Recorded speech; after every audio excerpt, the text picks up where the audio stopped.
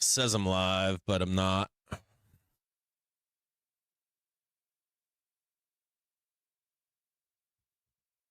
This is crazy. Like, this says that I'm live right now, but I'm not live. Is there something going on? Is this like something with like Iran or something? Iran?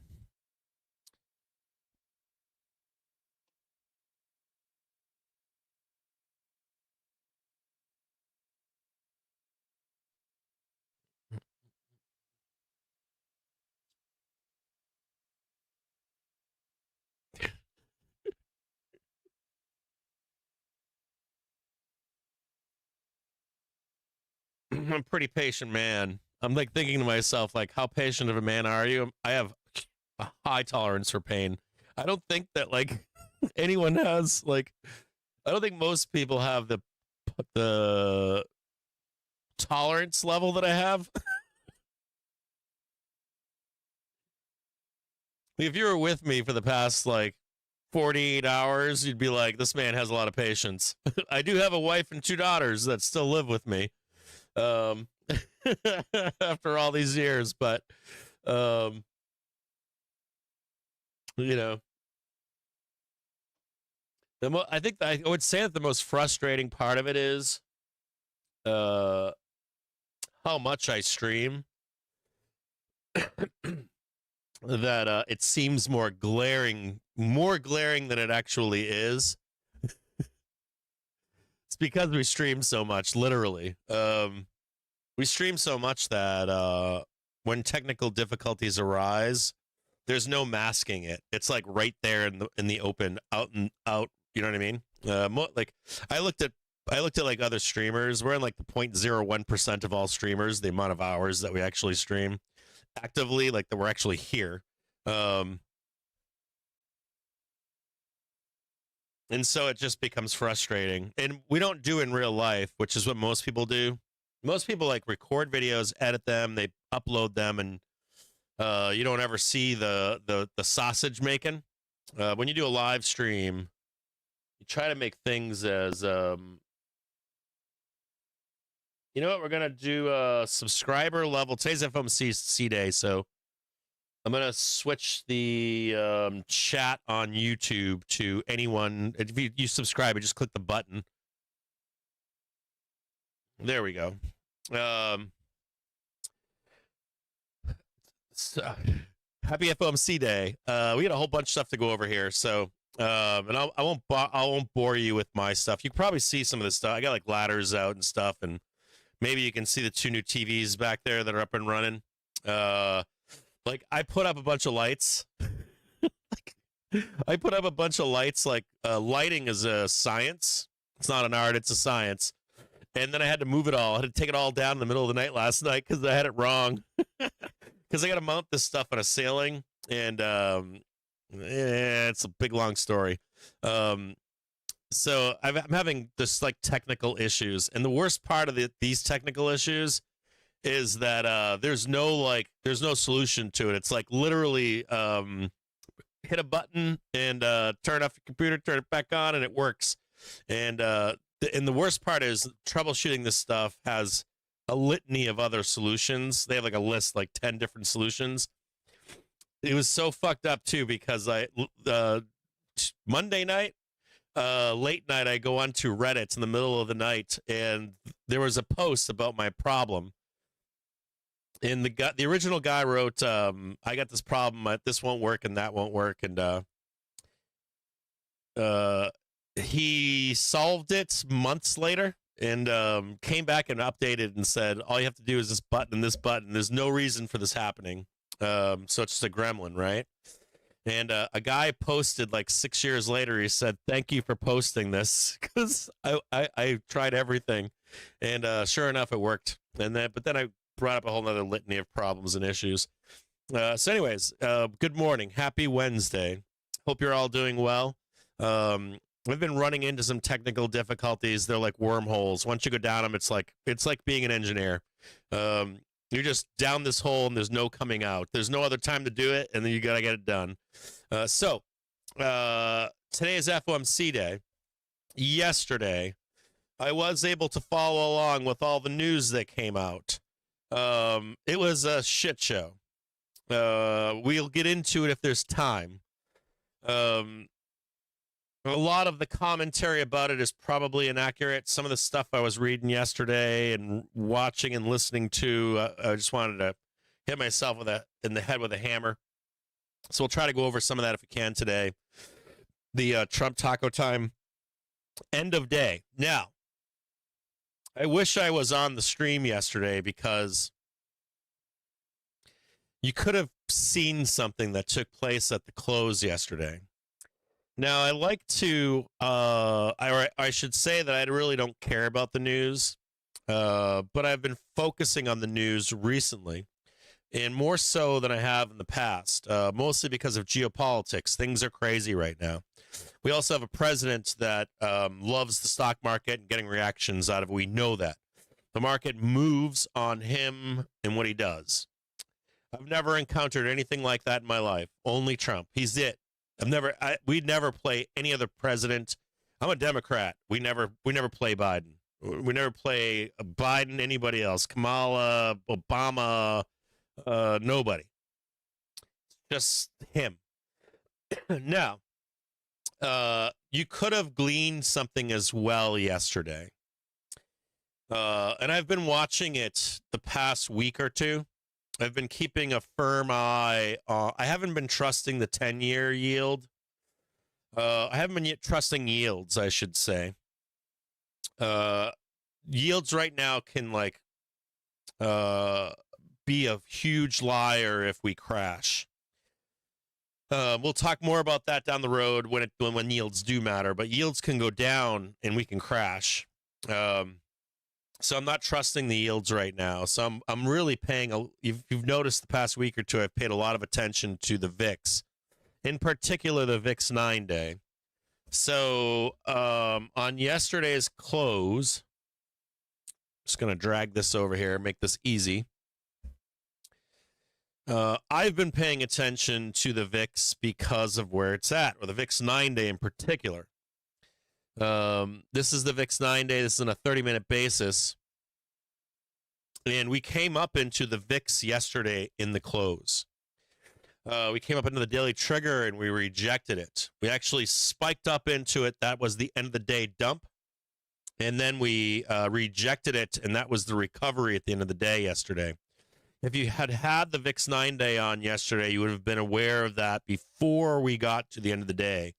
So if any of you don't understand VIX, there's other contracts, but there's a 30-day contract that most people pay attention to.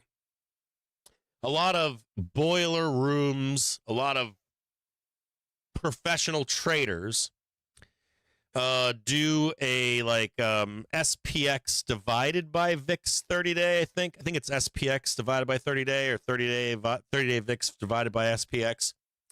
And it gives you something similar to VIX 9-day. VIX 30-day, VIX 30-day to me is like reading tea leaves. It doesn't talk to me. What does talk to me, though, especially for like short trades, like this market has become day trader paradise. We all know that it was the big story. It started getting big post 2022, but it was happening in 21, 22. I saw the biggest jump ever. I was a big time 0-day trader. And in 2022 was the first time. I'd never seen it on the call side. I'd seen the growth of 0 dates, but I'd never seen the volume of 0 dates until 2022. And the 0-date puts that were coming out in that time period, the flows that were coming across were just obscene. And it wasn't retailers. What happens with this stuff is oftentimes like a legitimate professional trader knows a lot about arbitrage and all kinds of other shit, but something becomes popular and then retailers start making money from it and skimming basically from the street, right? And they don't like that. the street will come in and they'll learn everything that you're doing, and then it gets ruined. So like zero dates are nothing near what they once were. And it's very similar to GME as a good example where it's glaring. When GME first started, not many people were in the know. All of a sudden, everybody became in the know. And then people thought they were smarter than the people that were doing it. And the moment they shut down GME, they shut it down, right? That was the top. That was the fucking top. First day they shut that shit down, it was done. Someone eventually told, or like after they exhausted, the street exhausted all their bros fair ego, they finally listened to the smart guy in the back of the room that said, this is what's going on. And so what happened was hedge funds went into GME and they were like sharks. They started eating each other and swimming around like pretty bad. They've always had meme baskets, but they've started focusing on meme baskets of stocks. Like, we're going to short all these together. They're going to unwind them all together. And they carried over a lot of lessons from GME into the stock market. And the same thing applies to zero dates. They're nowhere near what they once were. But if you're a day trader or a short-term trader, like a weekly trader, any kind of like short-term, VIX 9-day tends to, at least for me, gives me a little bit better. This is VIX 9-day, by the way. Gives me a little bit better pre-warning to like, hey, it's time to get long on a shorter time frame. Look at this here. This is here. We'll change this time frame here. So this is VIX 9-day. Let's write this in here.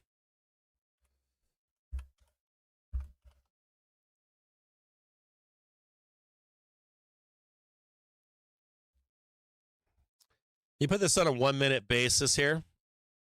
And like I usually put it on a 1 minute basis, but let's just look at this for what it is. So if you're trying to instigate a trade on the markets, right, short term, and you're looking for like, hey, we're at a bottom down here, maybe you shouldn't be putting one on, right, as the VIX rises. Generally, we have VIX up, spot up, VIX vol up, but and the same thing goes for when we're on these highs. Like, hey, I'm on a high up here. I can probably execute along and be relatively safe. Now, yesterday, I want to show you what happened here yesterday.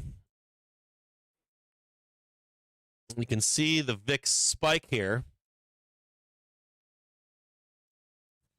Right in there. The VIX spiked up to the daily trigger, but it automatically rejected. So if you were in like 4:15, 4:10, 4:05 or something like that, 4 p.m. yesterday, you would have seen this VIX get rejected to the downside. And I've been watching this closely for the past week or two because we've been coming up into this daily trigger here. And my question, of course, was, are we going to come up here, reject, and rotor root all this stuff? And that falls in line with, some kind of like a true not a ceasefire, I guess, but end of hostilities. Strait of Hormuz is open. You end up having a vol watershed moment in here.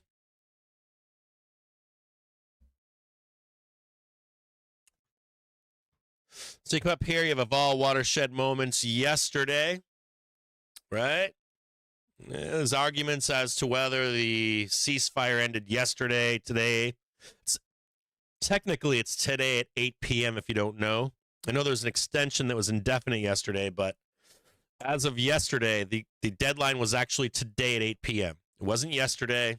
I don't know why all that shit started. But the market ran with it being yesterday. So my assumption here yesterday was you'd get some kind of a vol watershed moment down here. Maybe not this deep, but like 10 or 12 down here would be nice. And then you'd get the volatility with an event, right? You're looking for yesterday for an event to create the vol spike. If things are bad, and you'd want the vol roll off if the news was good yesterday. And then we're looking again today at FOMC, which of course can either be a non-event or it could be something crazy where no one expects something, good or bad. So even today, I want you to look at this. There shouldn't have been a spike yesterday. There was a quick spike and then it went down. And so even today, I want you to think about something today in FOMC, the next big event that we have, econ event at least, a binary event that we have coming up. And without this watershed yesterday, volatility is primed to go higher, at least to here. This is where that vol trend is right here. I'm tracking this.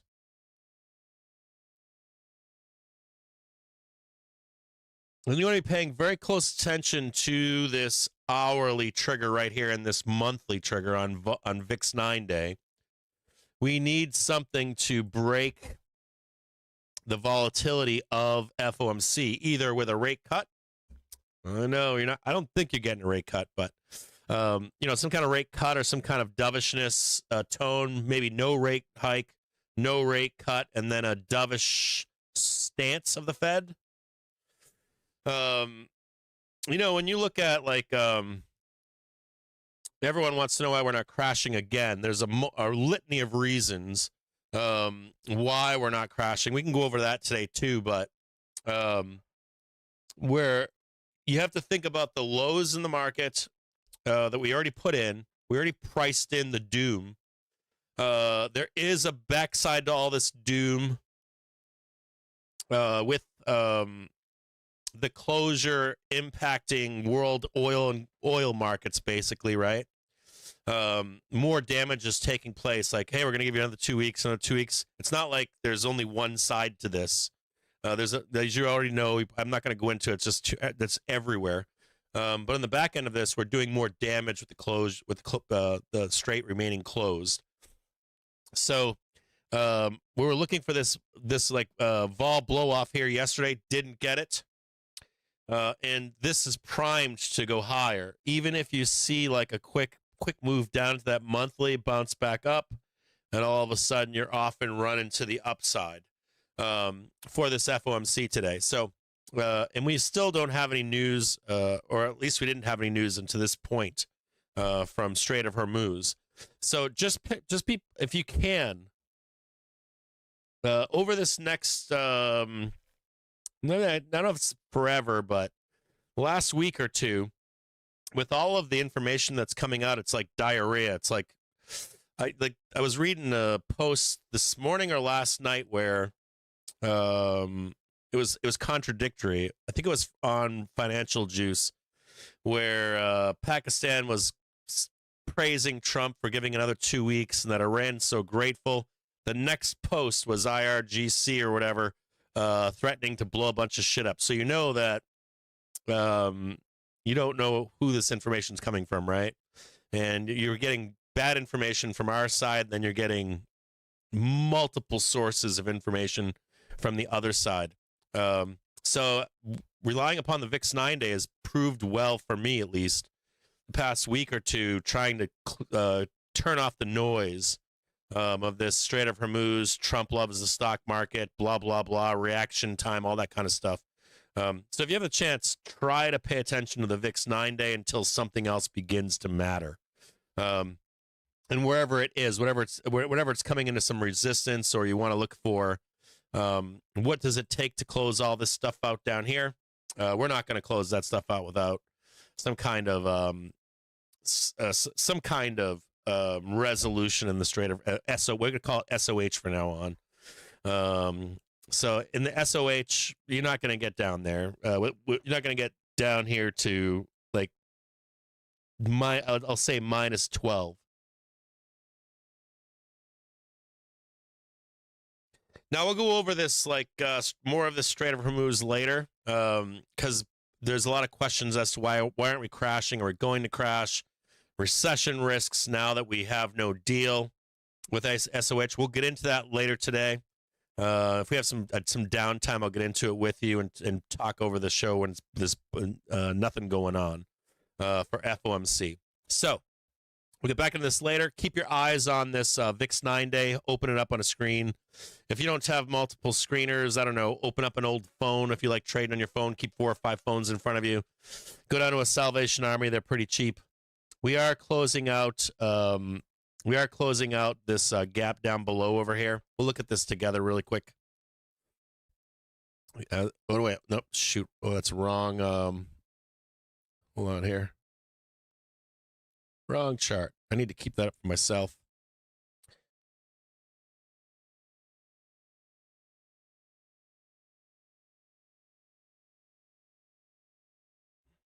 Having all kinds of issues here.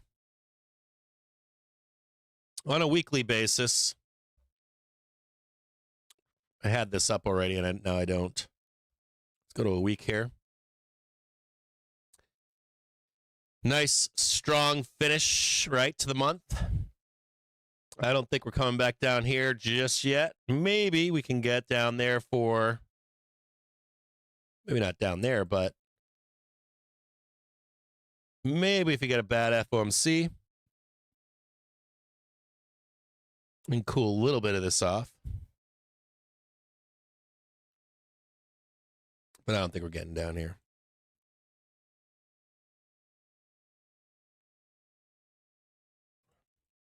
It's like I'm rusty or something. I'm not rusty. It's just every little thing. Switch this up. There should be. There we go. Well, this is where the Bears want right here. They want to take this whole week out, these savages. They've been waiting for it. We already took them out up here. There were a couple up here, but they're no longer here. We did take it out this morning. There's another one above it, though. I don't think we took the other one out.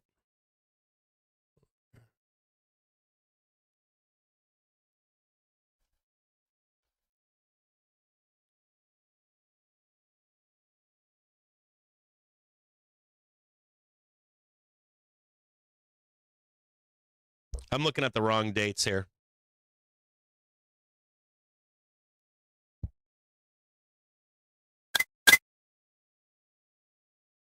I got the wrong dates up.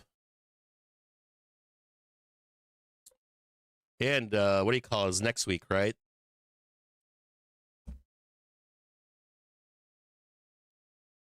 Two and three. There we go. I thought we had FOMC today. I was freaking the fuck out this morning.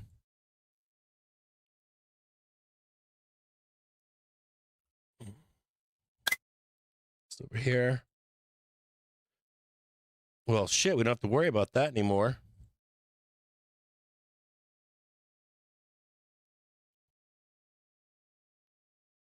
This, oh, no, hold on here.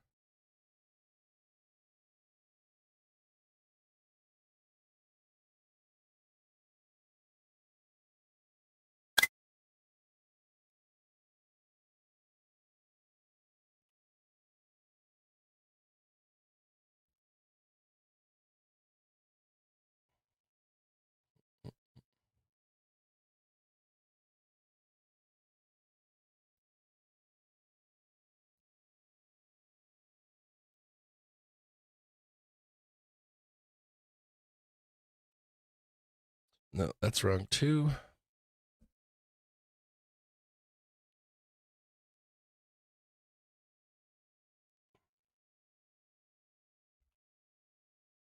That's wrong too.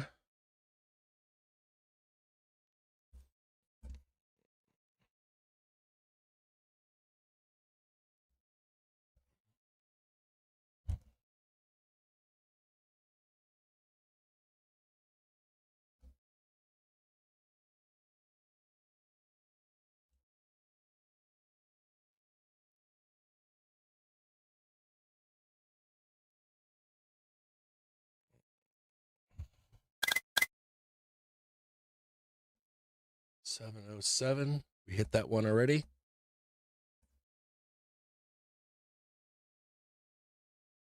$710. 16. right where we are.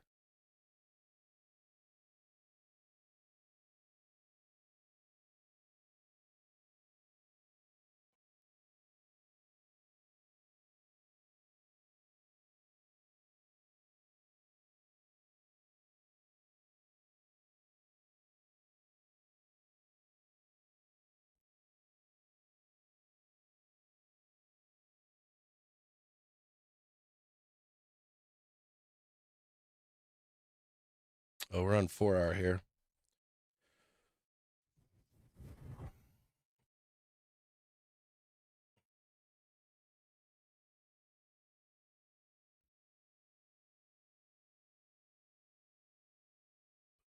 That right there.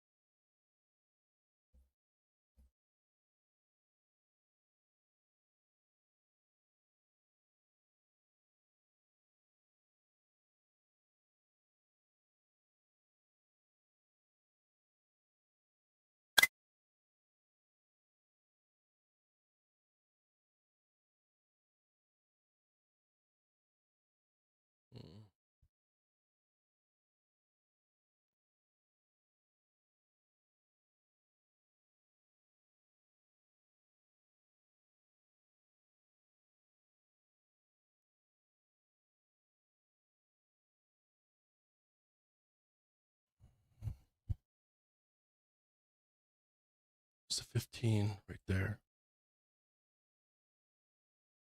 1, 2, 3, 4, 5. 1, 2, 3.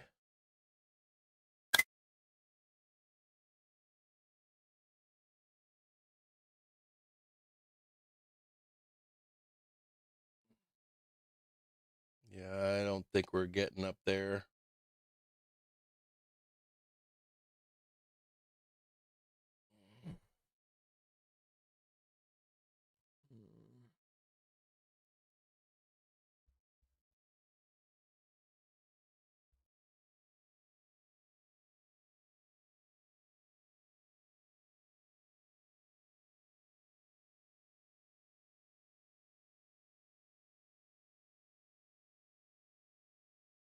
There.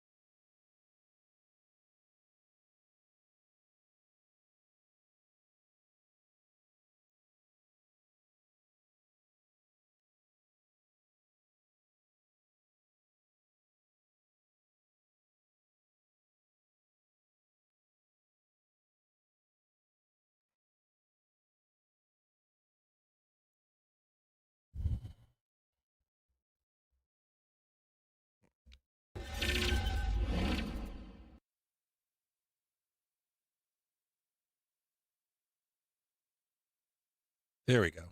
That's better. Sorry, I had it up over here, but I had it up on a chart that I tried to post to you in the Discord, and it wouldn't post. You can see it right here. I don't know if you can see it, but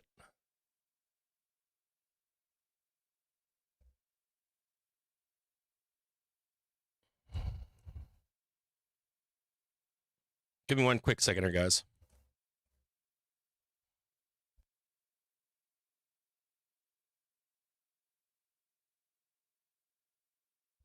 I'm still having issues with I got it. I'll figure it out. I'm still having it. Turn this mic fucking mic.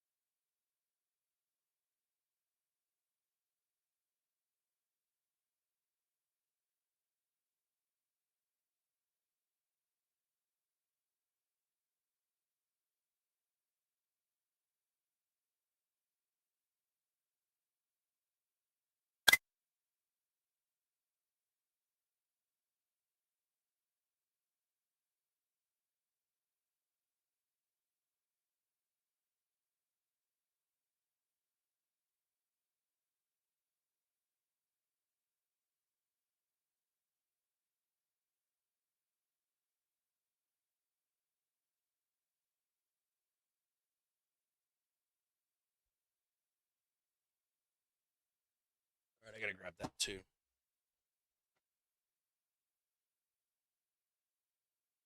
Where's my pencil? Why is my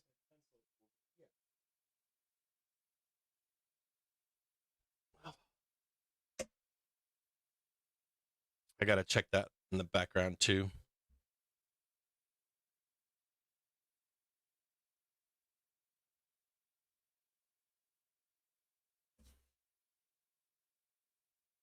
One minute remaining for the EIA data. I'll lead with the crude oil inventories. All right. This down here.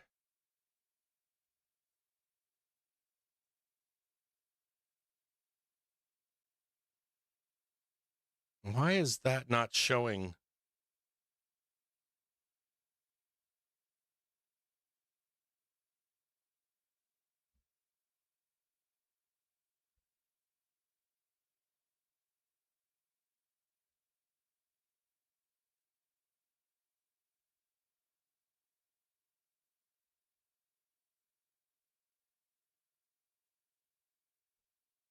There we go.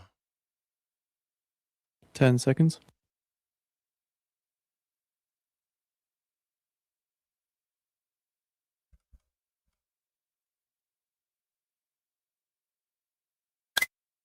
A build of 1.9. That's better, right? That's a build of 1.925 million, which is higher than the expected draw of 2 million.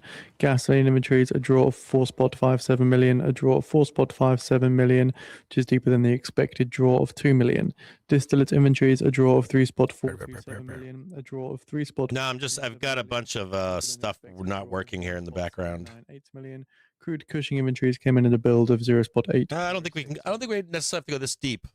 Someone said 707. No, it won't be that deep. It's just a matter of waiting for new flows to come in over here. Somewhere in here. You're looking for the 12 p.m. flows to pick up. You have... Hold on, I gotta go back to what I was doing, but hold on here. So, I don't know if you know this, but it doesn't show it here. In these overnight hours, you've got Asia and London. They buy, in this case, they're buying all of this.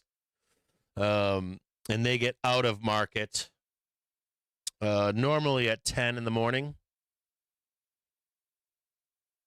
And so what you'll do is if they don't get the print at 10, they'll wait for it. And then you're looking for new flows from New York to come in and pick this back up to go higher. Whoever was mentioning, like, why are we going to roll here? We don't necessarily have to roll here all the way down here, but you're looking for these New York flows at 12 p.m. Pick us back up. We should go vertical, to be honest with you.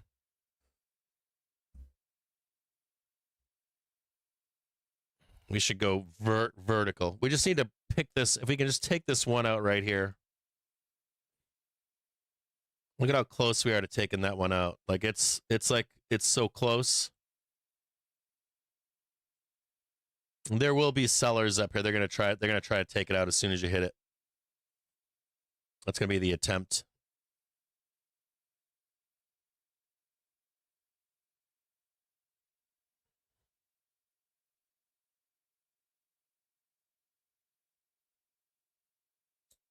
The next one is way up here. Do you see it?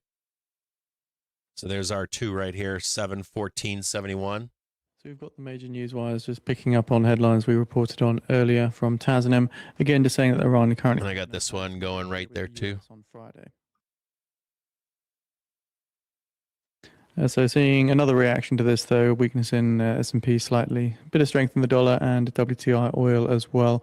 Again, we have already reported this as it is just being repeated by the news wires here.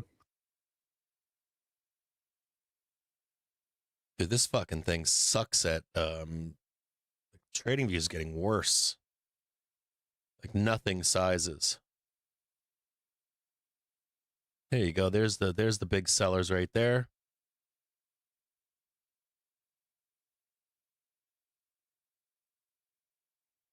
You'd almost think that it's only us trading together, right?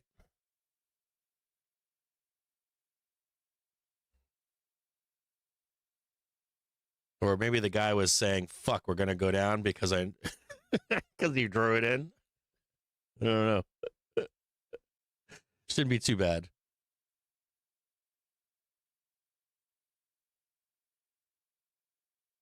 One more second here, guys. I got a couple things I got to do here in the background. Total U.S. oil exports rise to a fresh record. I got stuff still broken here in the background. Still.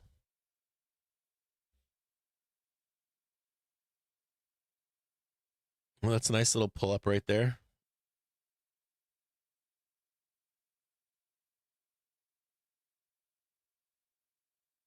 I don't know why that's not working. You guys get the gist. You don't need to see that anymore. Let's leave that over there. White line opens up. Unlock 715.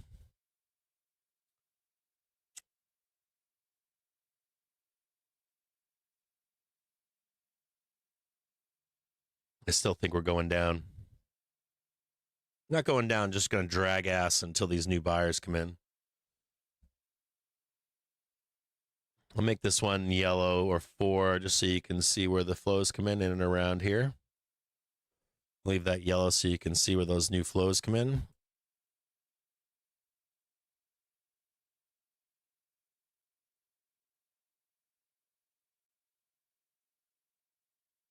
And also note that the half-an-hour trigger is crossing the hourly trigger. U.S. Trade Representative Greer says we need to adjust rules of origin beyond autos in the USMCA talks.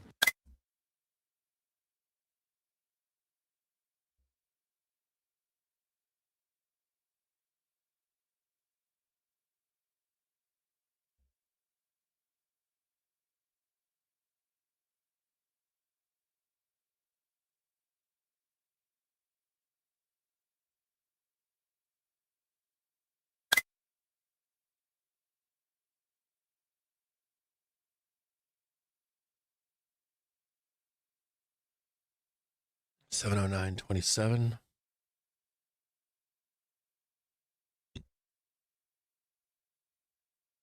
I'd be interested to see what takes place in here.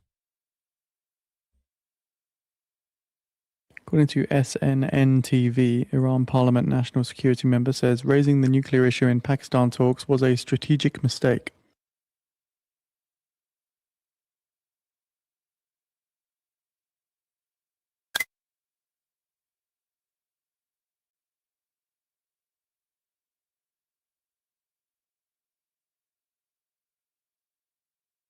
U.S. Trade Representative Greer says that if Canada does not engage on the wider rules of origin, then other broader controls may be needed.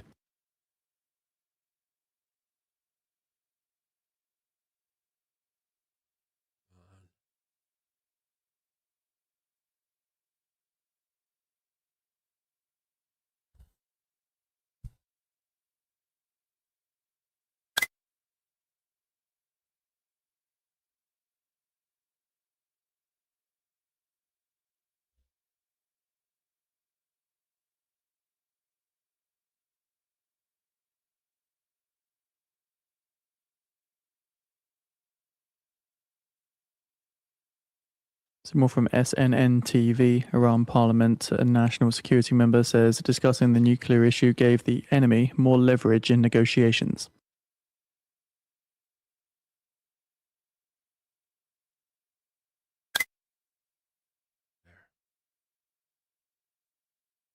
$712.15.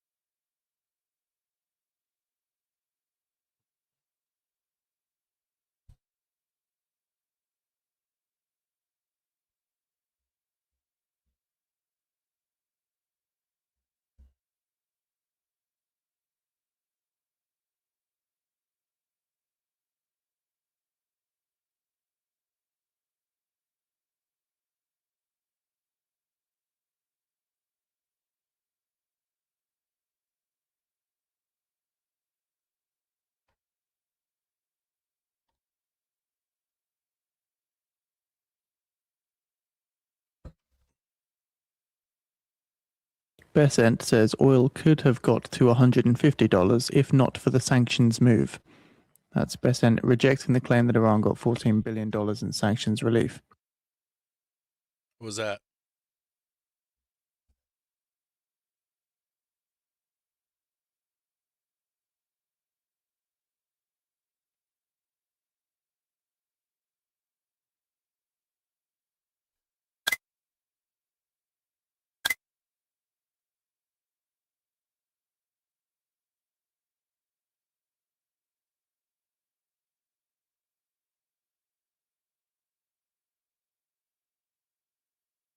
So we heard from the New York Huh? Post, Trump saying Iran talks possible as soon as Friday. We had another source saying that talks could take place in the next 3 to 5 days. That was Fox citing the White House.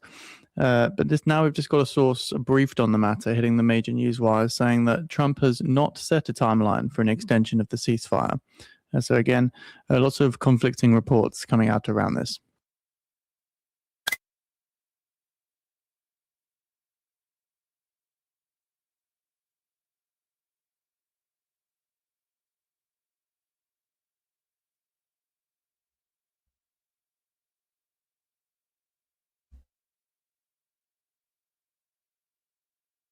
Where is 1, 2, 3, 6, 7, 1, 2, 3, 4, 5, 6. Oh, am I missing that one? 1, 2, 3, 4, 5, 7, 8.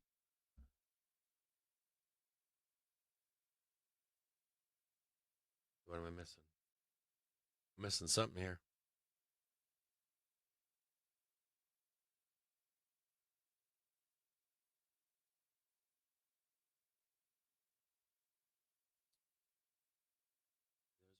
There's 1, there's 2, there's 3, there's 4, 5, there's 6. Yep. I'm losing it again.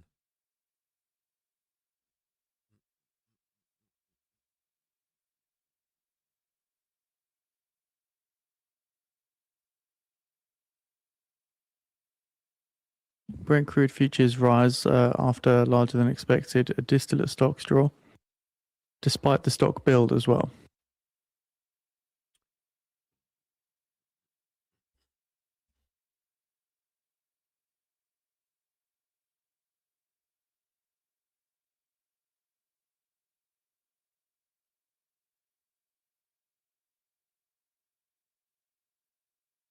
US Trade Representative Greer says we expect to use Section 301 on digital issues if needed. Get rid of that.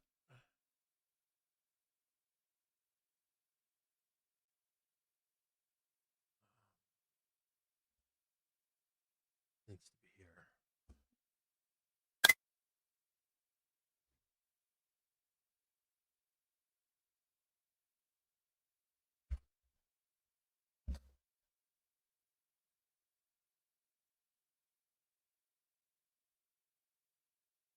Trader.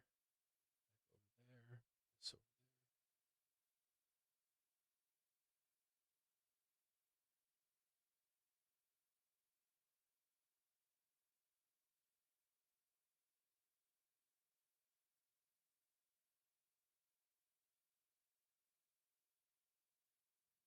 US Trade Representative I don't know Greer if I- says the I plan don't to know if I'm discuss with digital you, service Evie. taxes with Europeans later this week.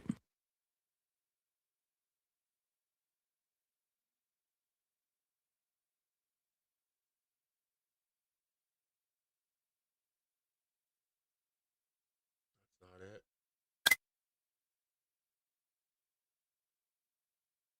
That's it right there. Oh shit.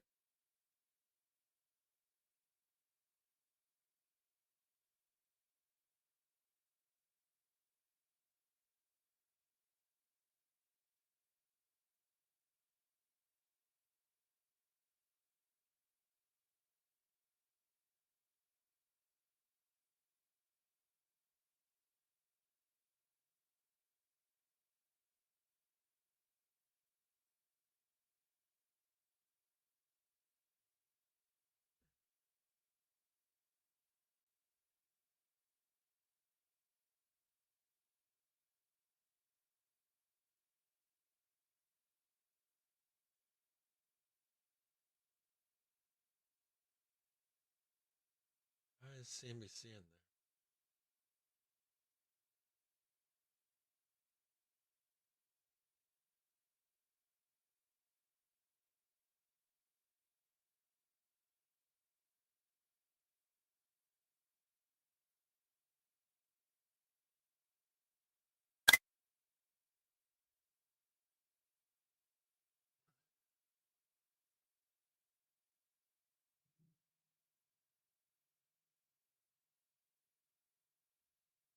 It's according to Hebrew media.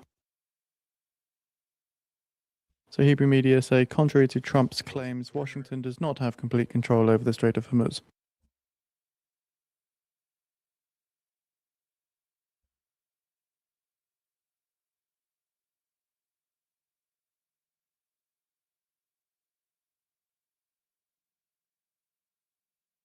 So it's coming from ISNA citing Hebrew media.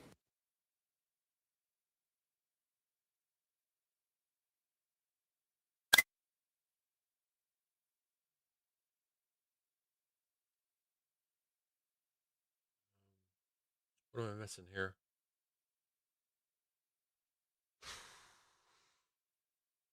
Christ.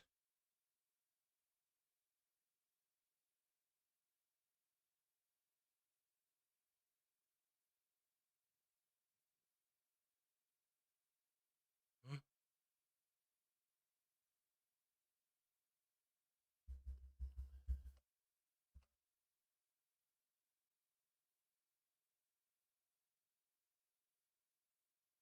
that down?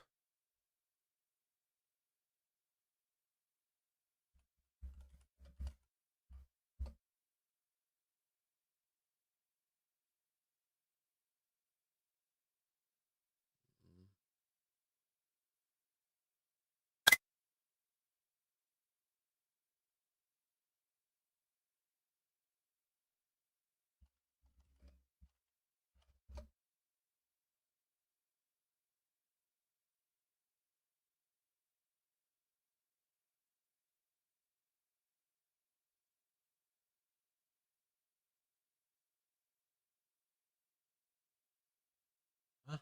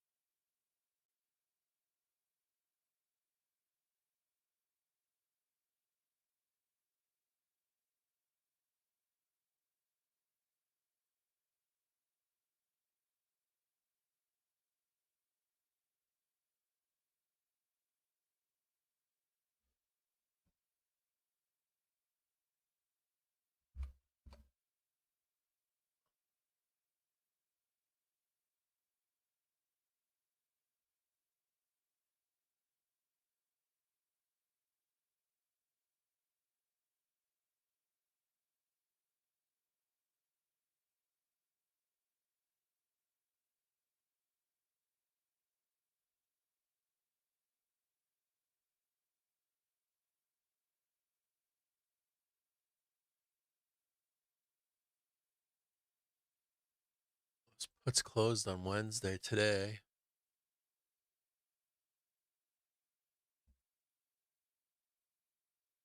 That one back over there.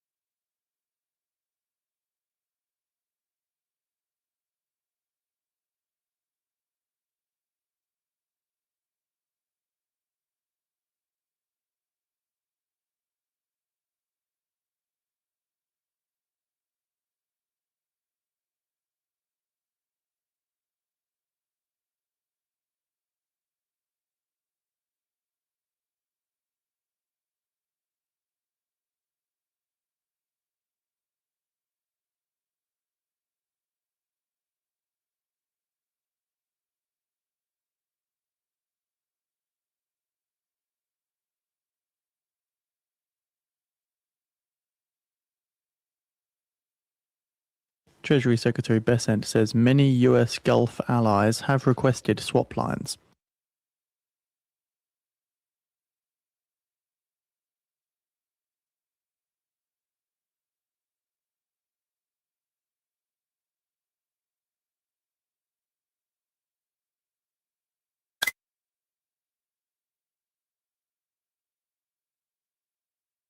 So Trump speaking yesterday on Iran, he said the UAE, Iran and the UAE, he said a currency swap is under consideration. Again, we've got Bessent today saying that many US Gulf allies have requested swap lines.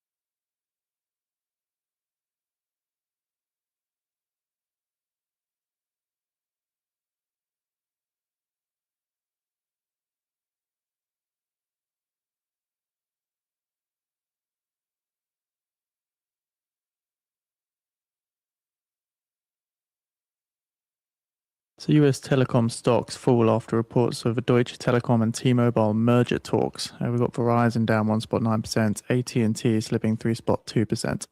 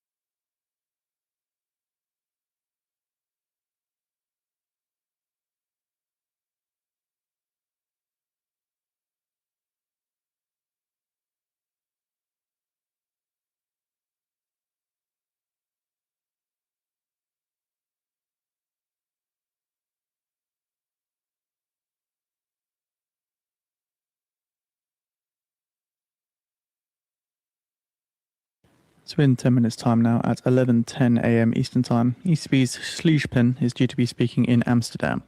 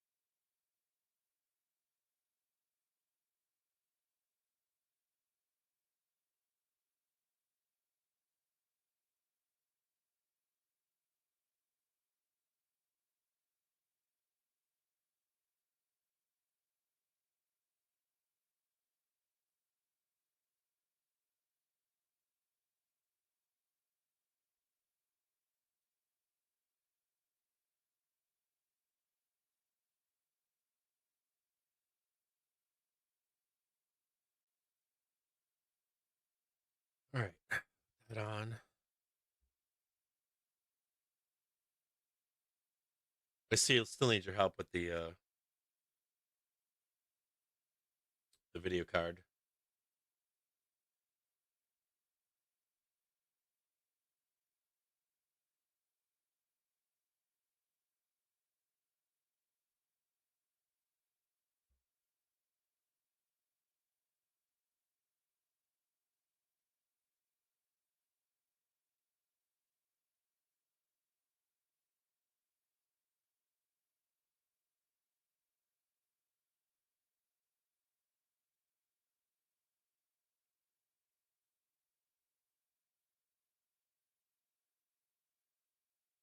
Huh? What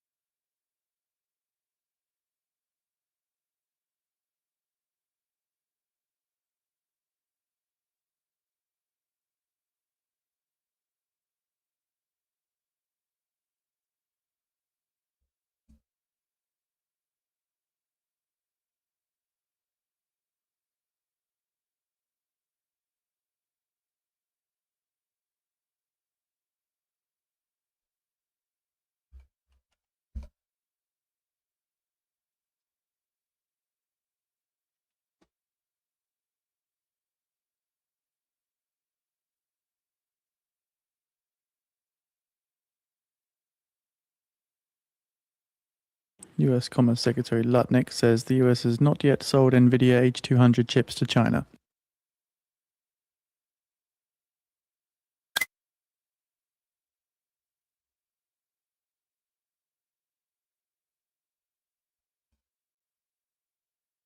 In 5 minutes' time now, at 11:10 a.m. Eastern Time, ECB's Sleespen is due to be speaking in Amsterdam.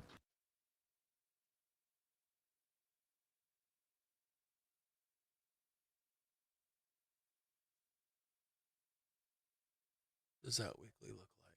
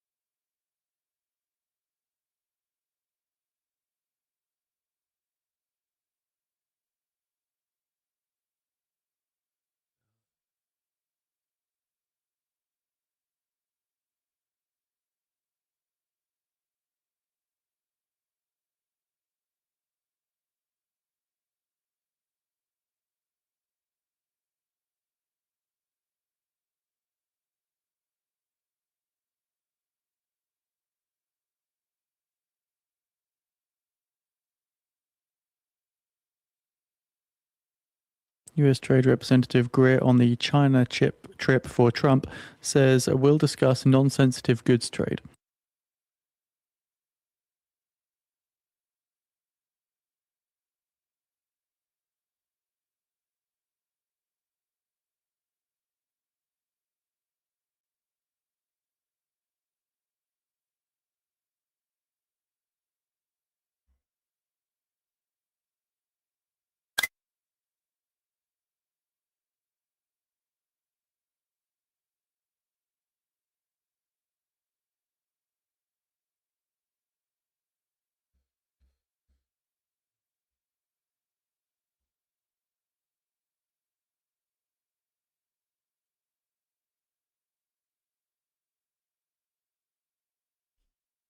We could start squeezing very soon in here, sooner than you think.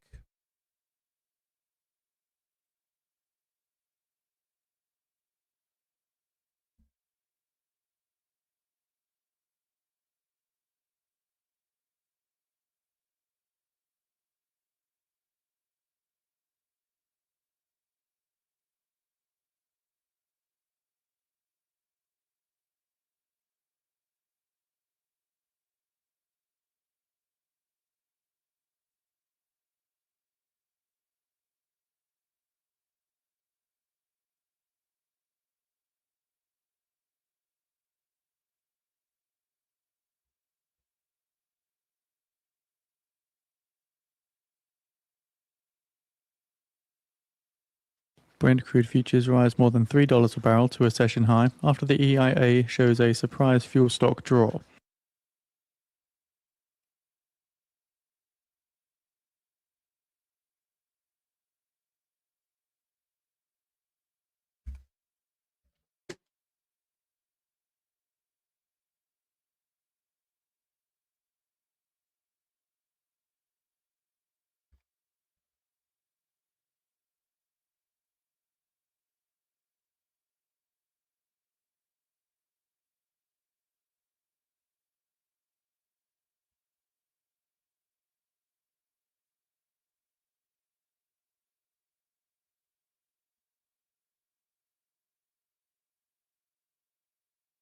So we are shortly expecting comments from ECB's Sleespen.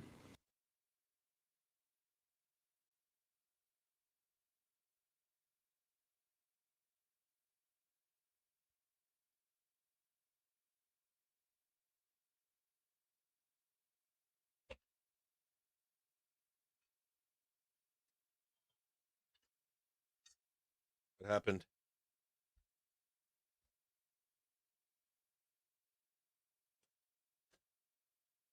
You okay?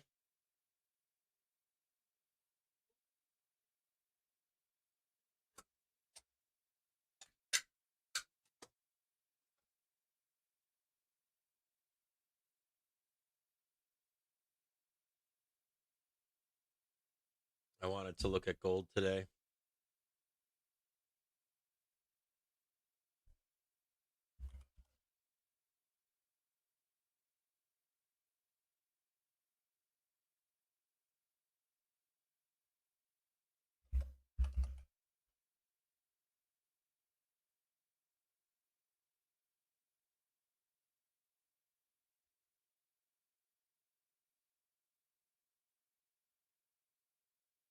Yeah, the thing about gold is like this fucking shit will run sideways for years and then catch up. It'd sit here in gold for like fucking years.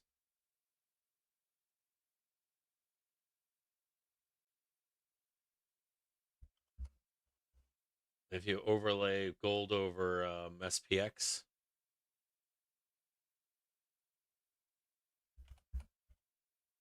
it does like the biggest. It'll like make a huge move and then consolidate for like 5 fucking years.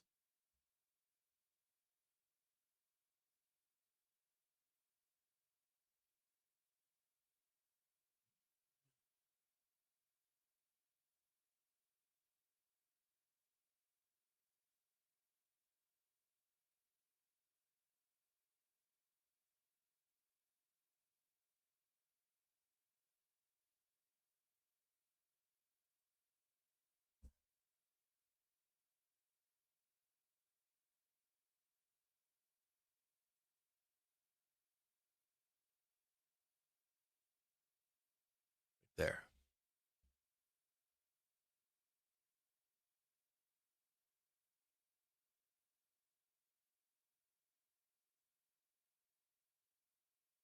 We're primed to squeeze right now, even before we get to noon.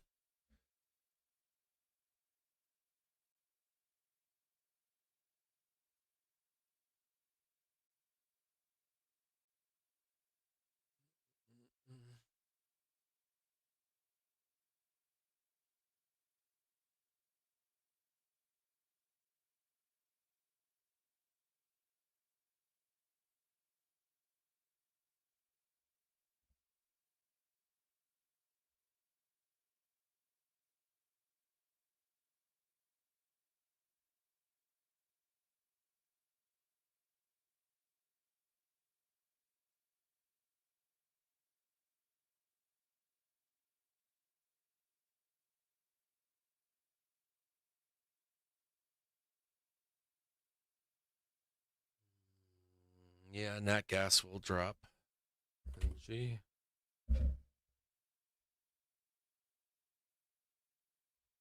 It's squeezing right now, but it's gonna reject that 218, 2814.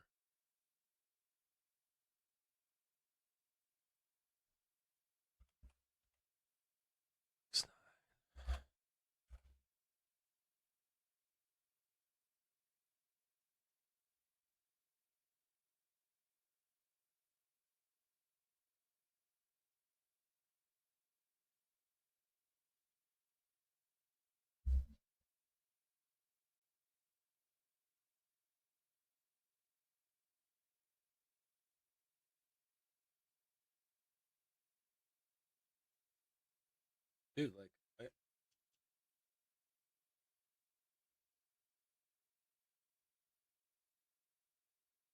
feel like the father and Three Little Bears, like my bed's been made, my chair is unmade. I feel like Goldilocks. I feel like it's too hot, it's too cold. Too hot, it's too cold.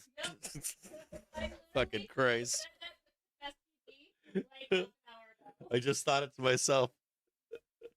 And then I got like the kids are over here playing, so I'm like, what are they? They got the Xbox on and stuff, and I'm like, what are they doing? It doesn't matter or anything. It's just more. Where's my like? Nothing's in its place. I got a bunch of shit here. It's still not ready.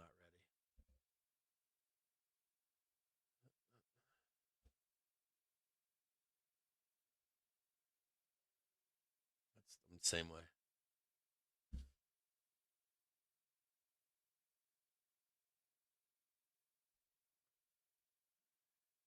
I thought I was missing the boat on FOMC, and it's next week because I'd clicked the only the most important news. The impact, I went from 1 star to 3 stars. So I was like, oh, we got FOMC today. I totally fucking forgot about it. It's on the 29th.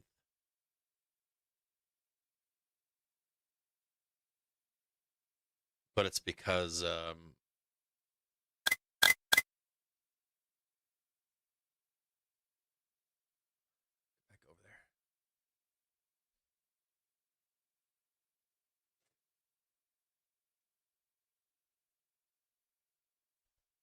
feeling like this week is one of those weeks where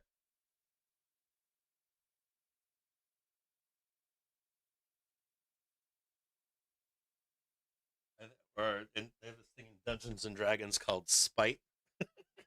maybe maybe the equipment cast a spell of spite on me. Come on, stop dragging. Get down there so we can fucking move this thing. Let's go. Let's go up.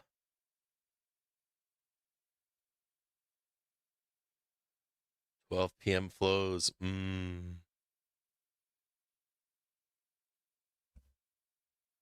Oh.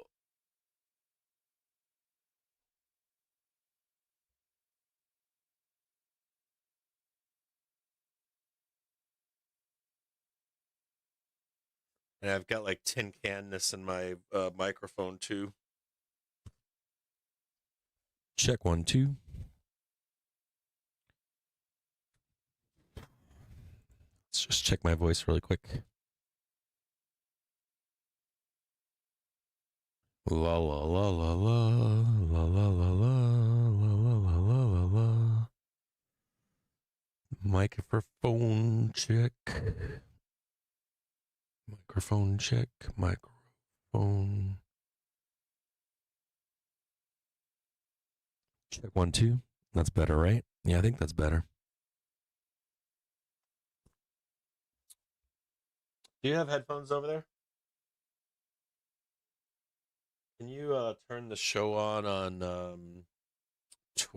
on YouTube? I'm gonna do a mic check and come over and listen to it in the headphones.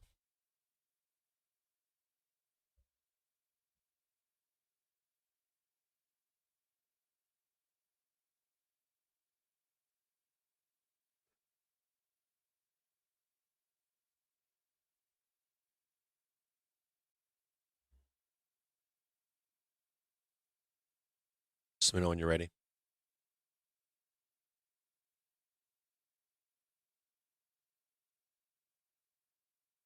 I'll do it. Open it on YouTube, and I'll do it 1 2 3 4, and then when you hear that, let me know, and I'll do the other one. Should be enough delay that I can go over there and listen to it. You ready? UK gilts extend their fall. The 2-year Mic check 1 2 3 4 5 6 7 8 9 10.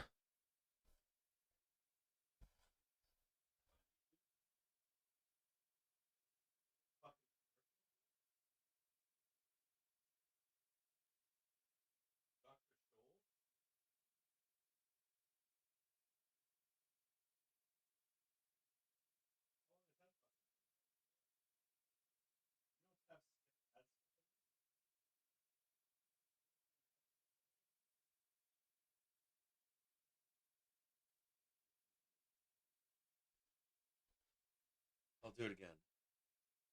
You need yeah, you don't have that stuff on your. I want you to look up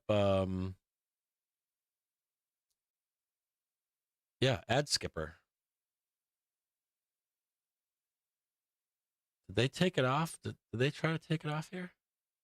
These fuckers. Look up sponsor block and uBlock origin. Write those down. Sponsor block and uBlock origin.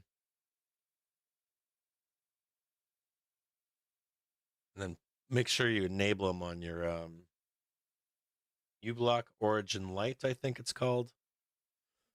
And then I know there's like a bunch of copycats. Do uBlock origin light, essentially LITE. negotiations. No. Or if you want to open up a browser under my name, and then you can look them up on my thing. That should skip any ads during YouTube for you.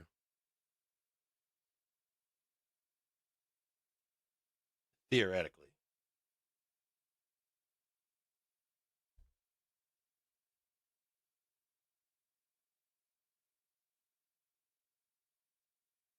Does my voice sound tinny to you or no? Mic check 1 2 3.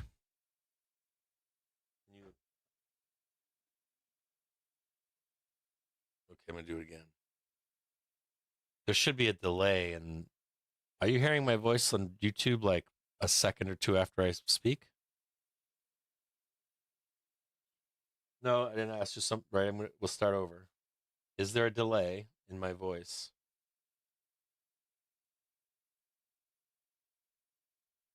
How many seconds? Can you count it? I'm interested to see how long it takes to get to you. Ready? I'll say Mark on the microphone here. Ready?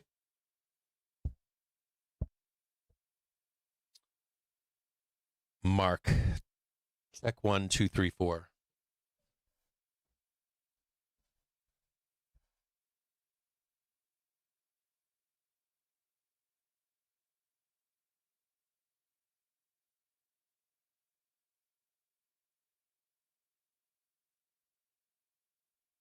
I can't tell if it's your janky ass fucking headphones. This is your work from home for your job?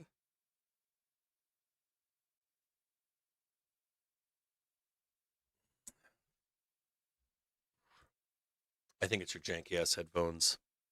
All right. I'm almost back, guys. Give me just one more second here. I got a few more things here. I'm almost done.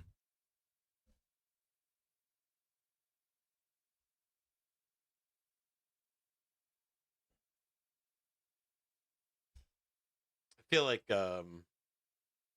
Anchorman. I just read what's on the prompter. Yeah. Fuck you, San Diego. Fuck you, San Diego. And if the fucking prompter's wrong, I'm just gonna keep fucking reading. I got so much shit going on that if it's not all like there, I'll just fucking blah blah blah blah blah blah blah blah blah.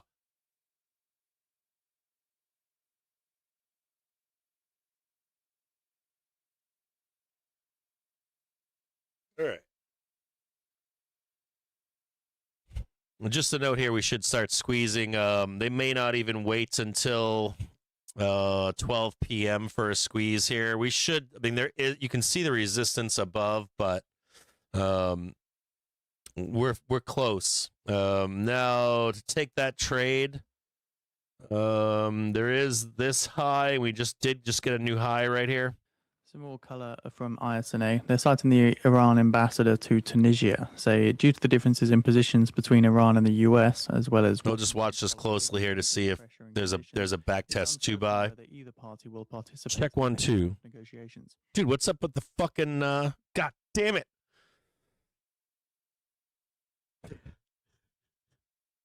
I want to cry. There's no suppressor on the voice anymore. Dude, look at this. No, I don't normally curse anymore until things like this. I'm just like, where these filters aren't working anymore? I can't even click on them anymore. Click on the edit the filters. It's just not working. The compressor's just not working anymore. We play some shit over here.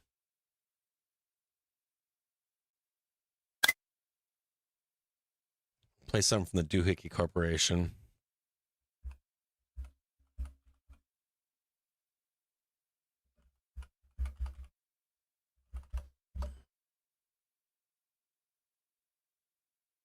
Oh, yes, the Doohickey Corporation.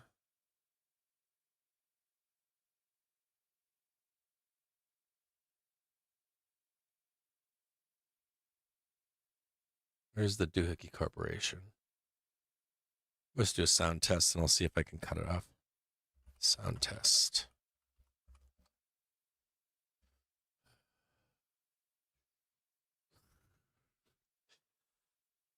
You guys are going to hear some volume, some Dolby surround sound test really quick. I'm just going to see if I can speak over it. La la la la la la la. Nope. There's my release. Check 1, 2.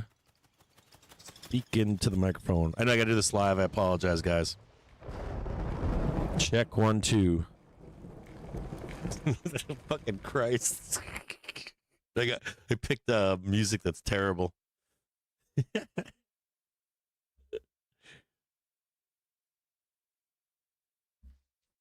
suppressors aren't working. I don't know what this is. I don't know if this is fucking. I can't tell if it's like AI from Streamlabs or AI from fucking Windows or Iran's doing something in the background or something. Even TradingView's not really cooperating today. What is this? Like, where did this start? Like, what is that? I didn't do that. Okay.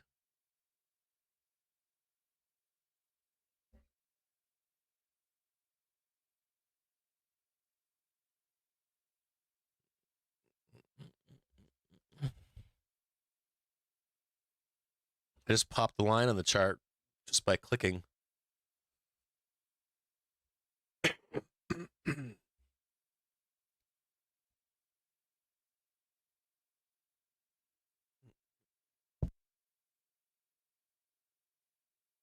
I left my microphone on again.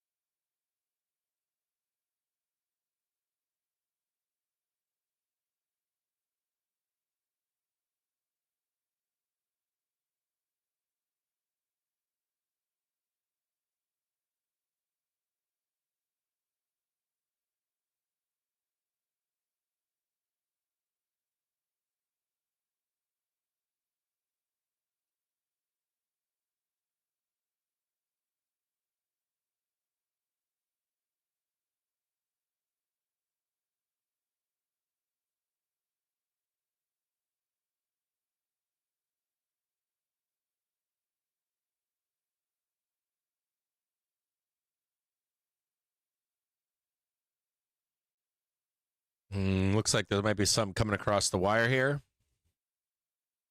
Be extremely careful. We should get really squeezy. Iran say the armed forces are fully alert and are ready for a decisive response. So again, just being cited by the main news wires now, we've seen that. Check 1, 2.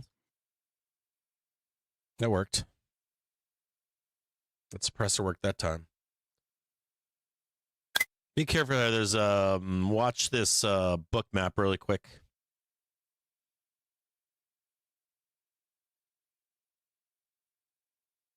See how all of these flows are just disappearing in the market right now?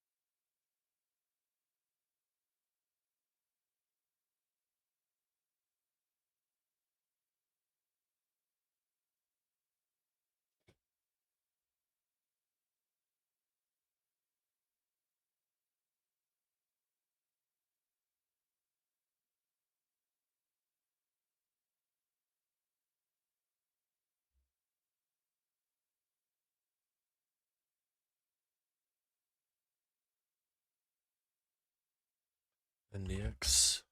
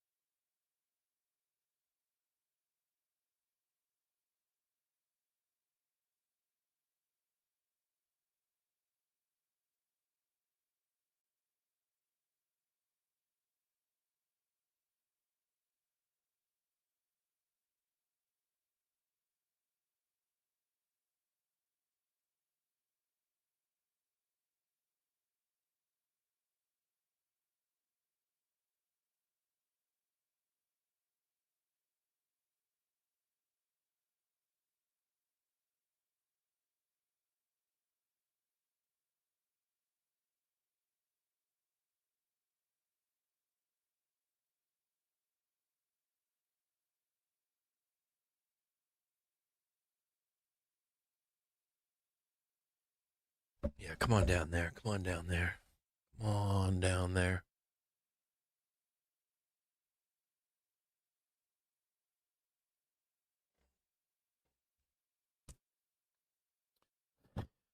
Sorry, here you come, guys.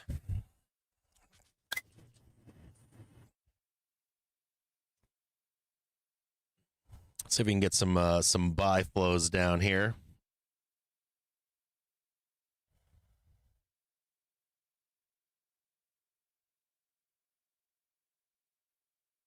I'd like to see is right in there, somewhere down in here, probably right here.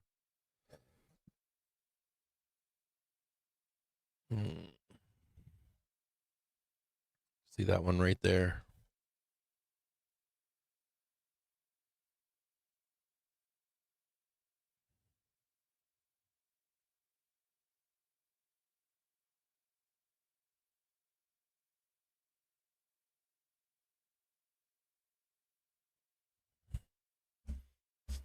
Sorry, I'm still having issues here.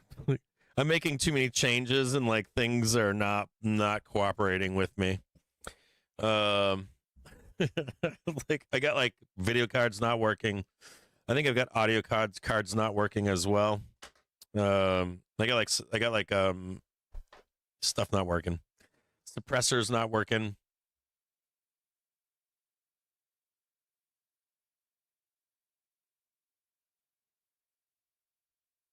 Get rid of that one right there.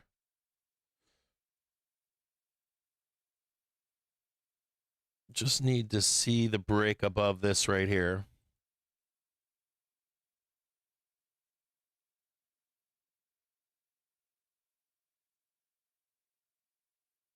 Just watch this here. Don't fuck with this just yet. You're looking for if you're going to get along here, you want to see price where we are right now. If you're to mark this as bottom, you want to see price break up here. We can start talk about taking along to get up here, but I want to wait until I would say wait until either we get this first or wait until we get into the 12 o'clock flows.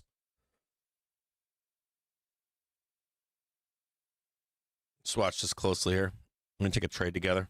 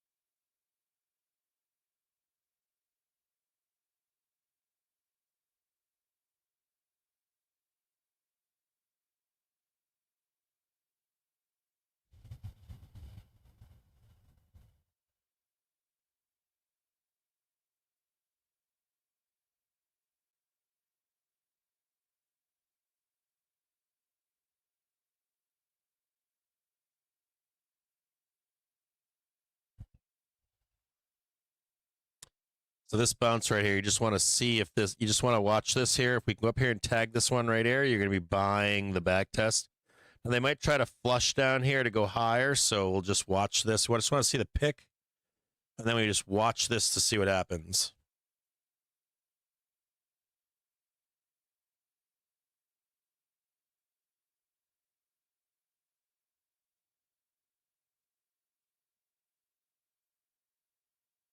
Let's get rid of this here. It's this little white line right here.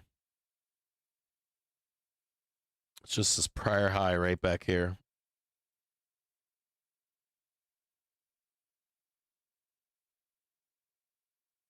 Nope. Don't do anything. Do not buy this.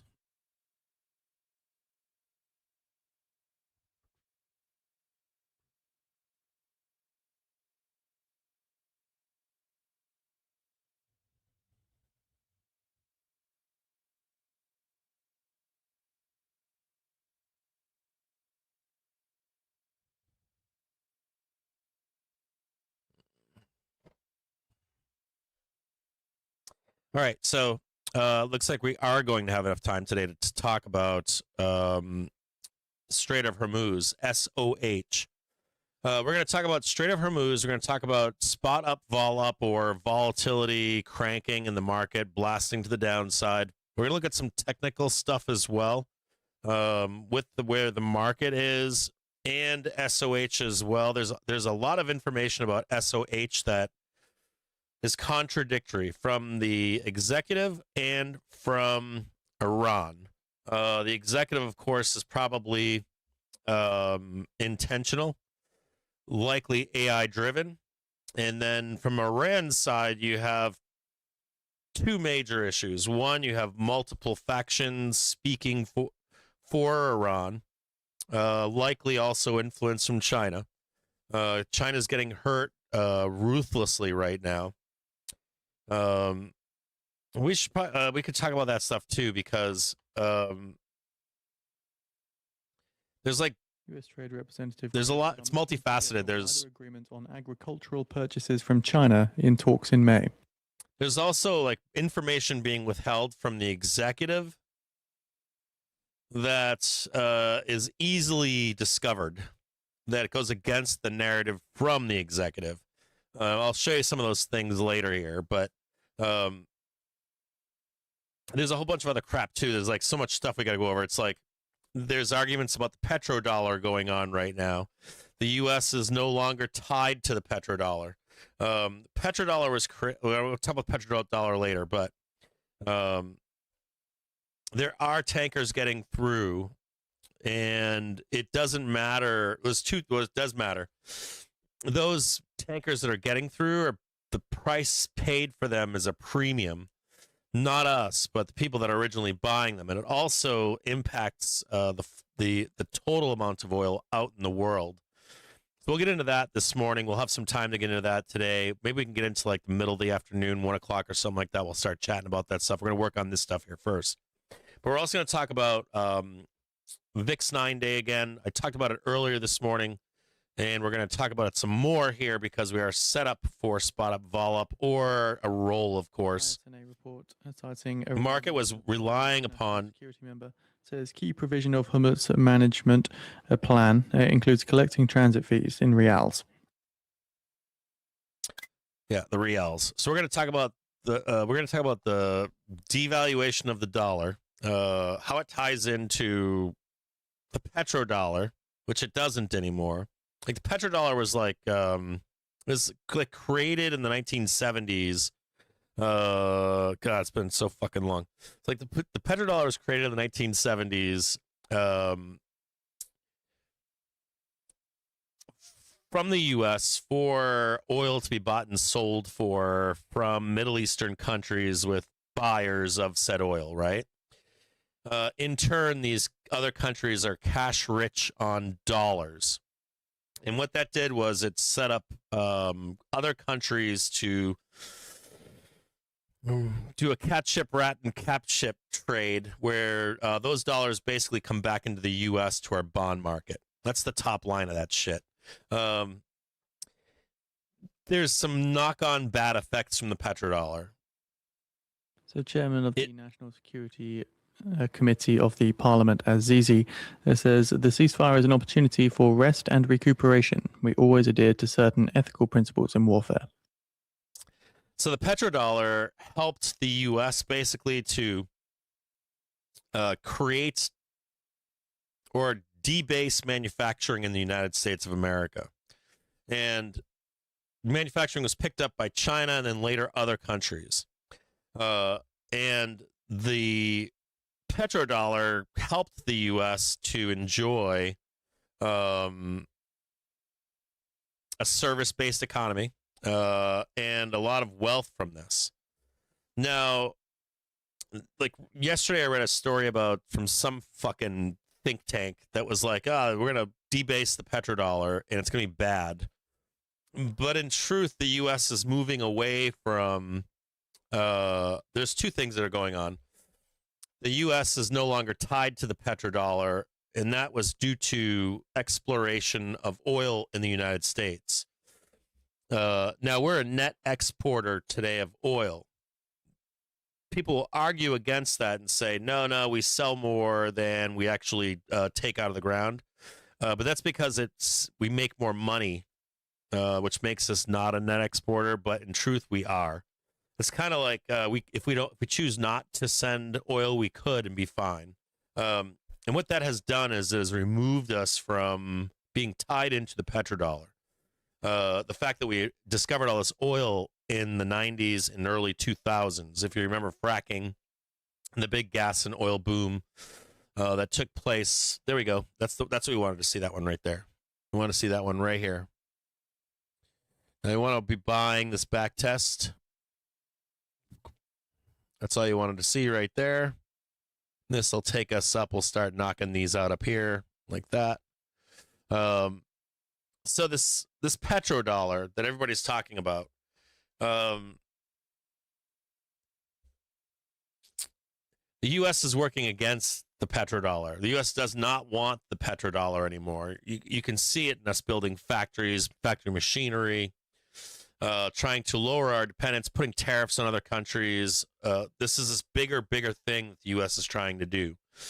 And the U.S. is no longer tied to the petrodollar. Not only that, we don't want to be that society. This is how we run into disruptions in trade.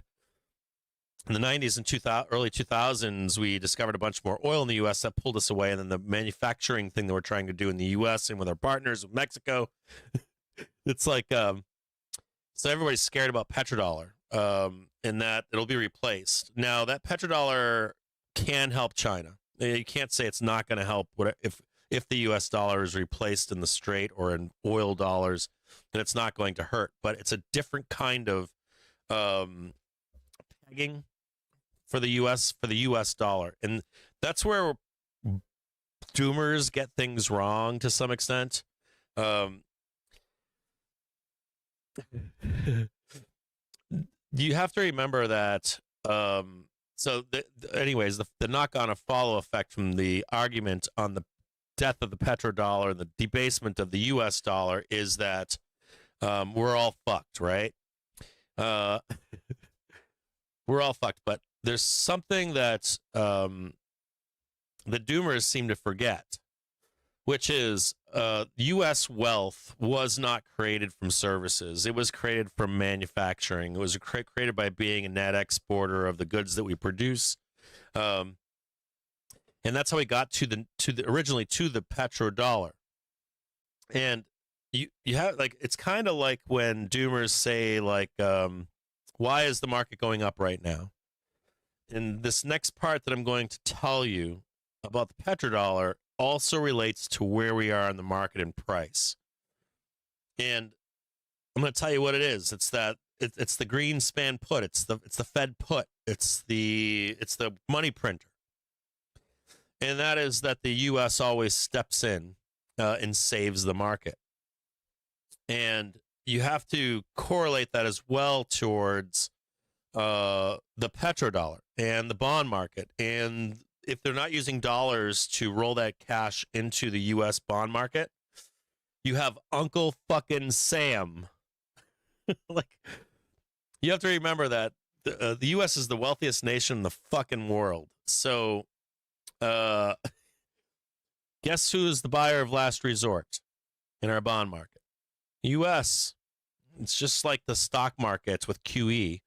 And the U.S. can be the buyer of U.S. bonds, of U.S. debt, believe it or not. And doomers, like, they freak out when they hear that stuff. These are the guys that want the market to go to zero. And it's just not the case. If you look back in history, in modern history at least, look back, I want to say post-87, somewhere in there, MMT came into fashion. All right, here we go. Let's see what happens. See if we can get these buyers in here.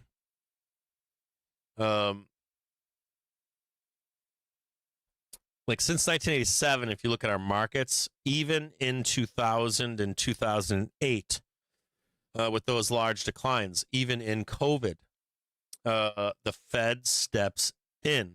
And you'll hear, like, well, it's unsustainable. It really is not. You got to still go back to the wealthiest nation in the world, the most powerful projection of force in the world. Who controls the high seas? We've had those conversations here in the past. Who actually controls the high seas, and why you want the U.S. to control the high seas and not Russia, not China. And the reason for that is, don't buy this yet. I'll buy this with you. Just hold on a second here.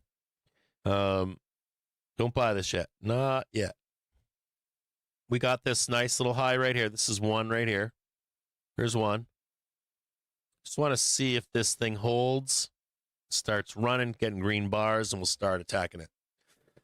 So anyways, you've got the, I don't want to lose track here too much, but we have to talk about like the impacts on markets, the actual effects versus the noise everywhere. And then you also have the U.S. government.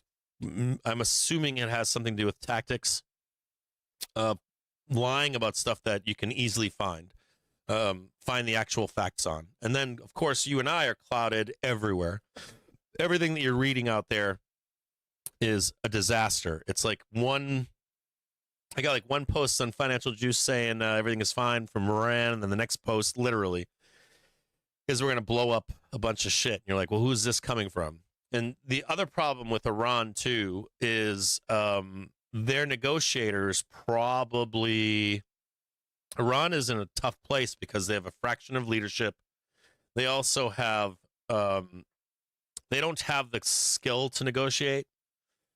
And so you likely have Chinese and Russian negotiators or diplomats of some kind that are in Iran right now trying to coach Iran on what to do. And if Iran had great diplomats, you can see that Iran doesn't, right? It's not that they're a poor country or anything, but you can see that it's fairly easy to see that they don't have the same kind of negotiators that a first world nation has.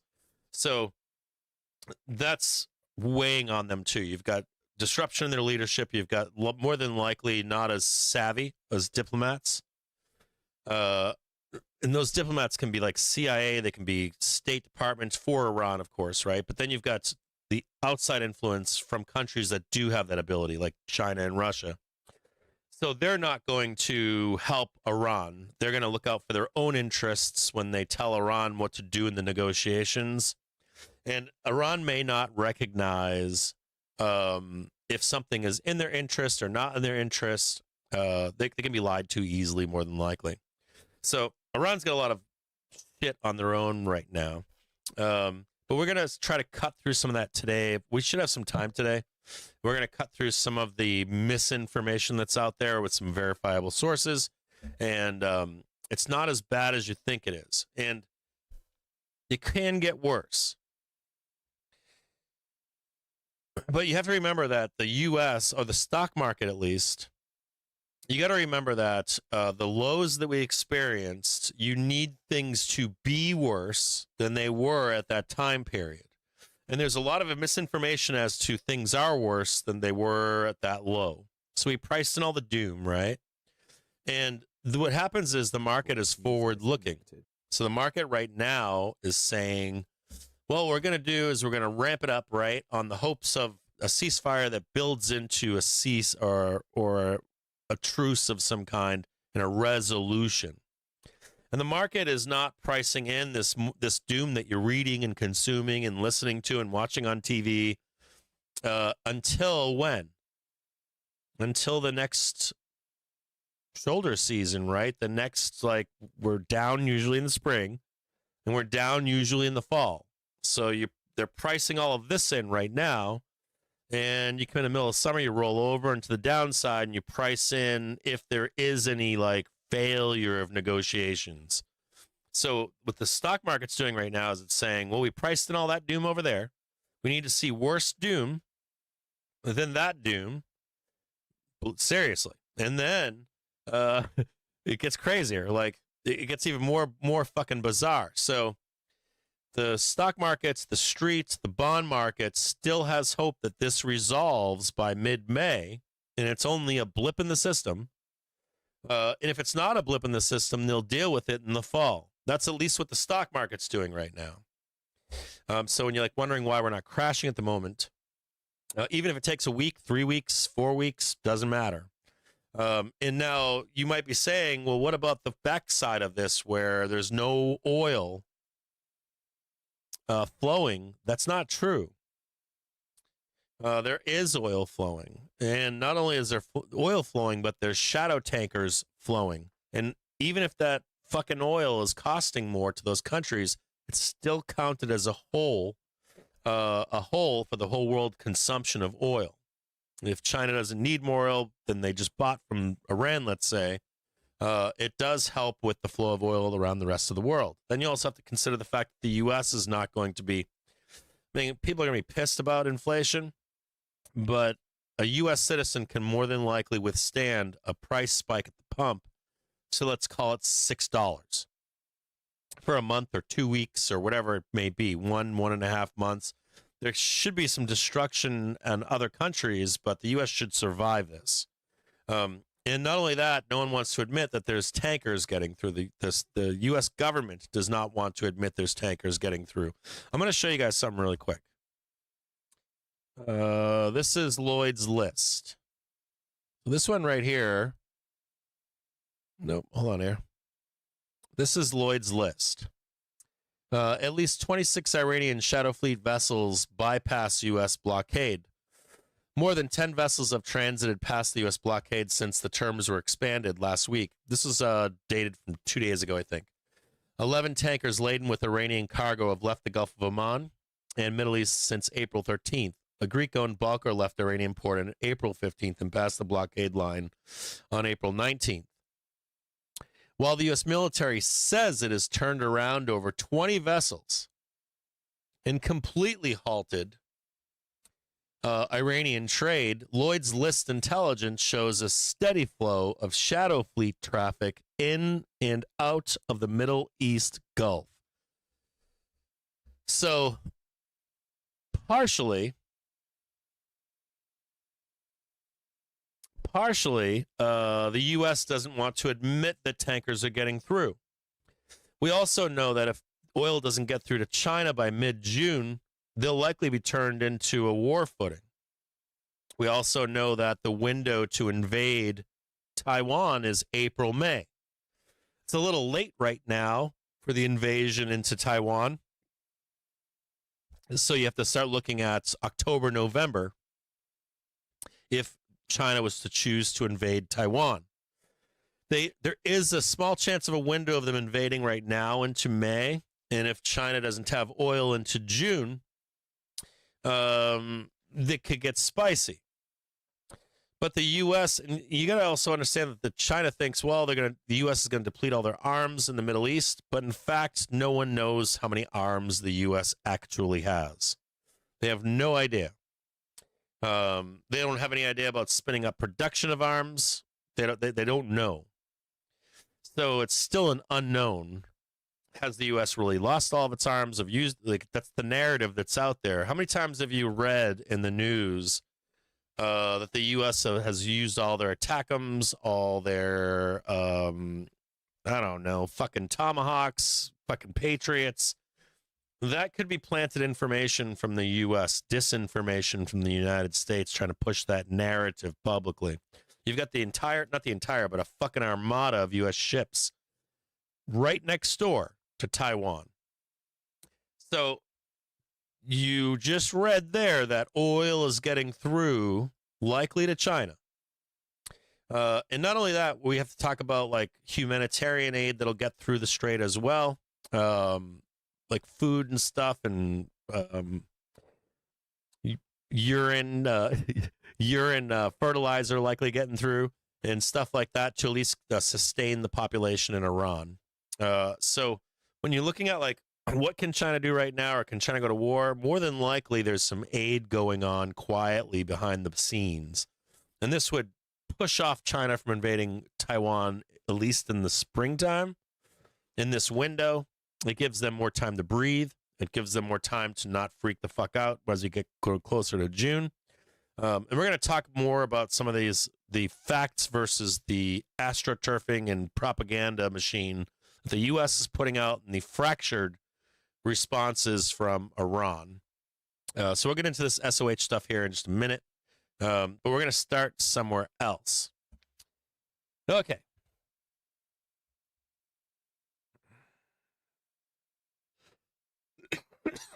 Excuse me.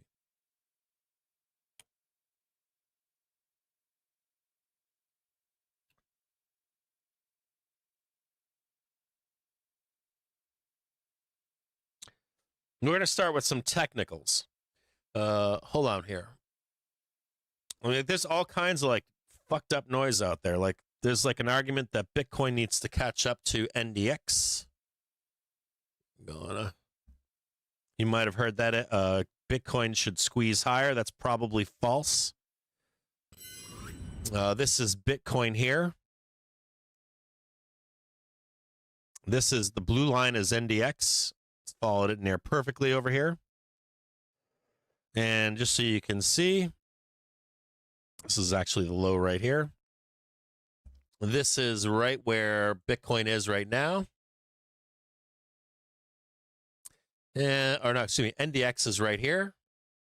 And Bitcoin only needs to go to like 84,000 to catch up where Bitcoin and NASDAQ are. If you take them like a raw reading, there'll be a huge divergence between these two. But if you do it on the same track, it is in line. So this would lend itself to the squeeze in the market. We have a spot up, vol up type situation right now. We're trying to break out, and volatility is high right now.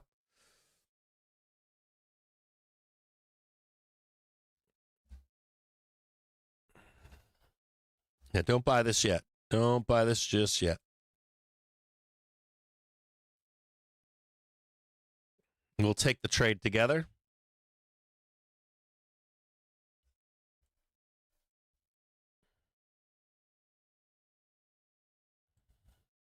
Let's go back to the top right, please. Yep, there we go. That one worked this time. This is SPX Gamma. This is the chart that I drew for you on Monday, I think. I drew this on Monday for you. But this right here is supposed to be up here. But we all know that the buy the fucking dip is down here, so I drew it this far down for you. We had puts on the market on Monday. We had puts reining us in on Monday here. And right here. But those puts are now gone. So the idea here is that we're looking for a squeeze higher. Tag 7175, potentially 720. And then we get the fucking roll to the downside. We were looking for Trump, of course, to do this yesterday or today. That never materialized, right? I think the deadline was 8 p.m. today, though it was rumored that it changed to yesterday at 1 p.m. But I've got the actual white paper that says it was 8 p.m. Today. So we're just looking for this squeeze up to roll to the downside. Here I'll do this while you're watching this over here.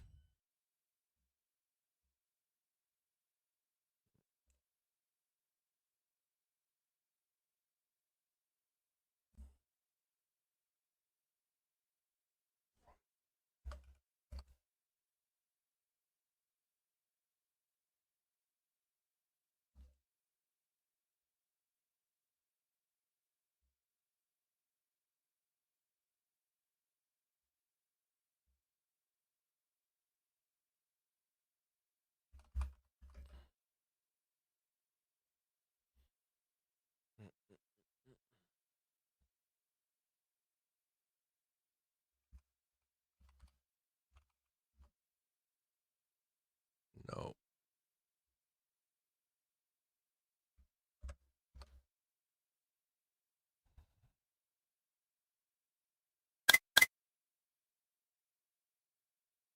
Come on, I'm gonna get some fucking calls.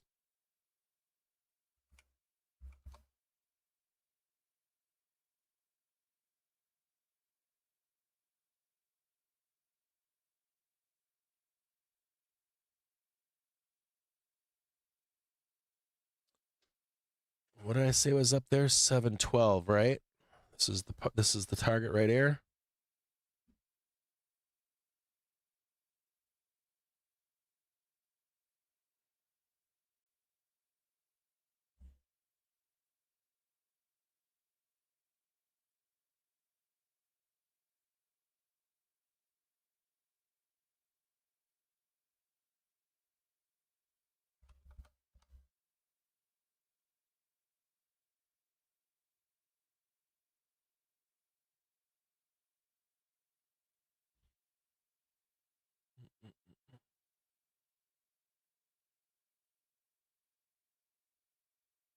I'm gonna try to put a trade on here.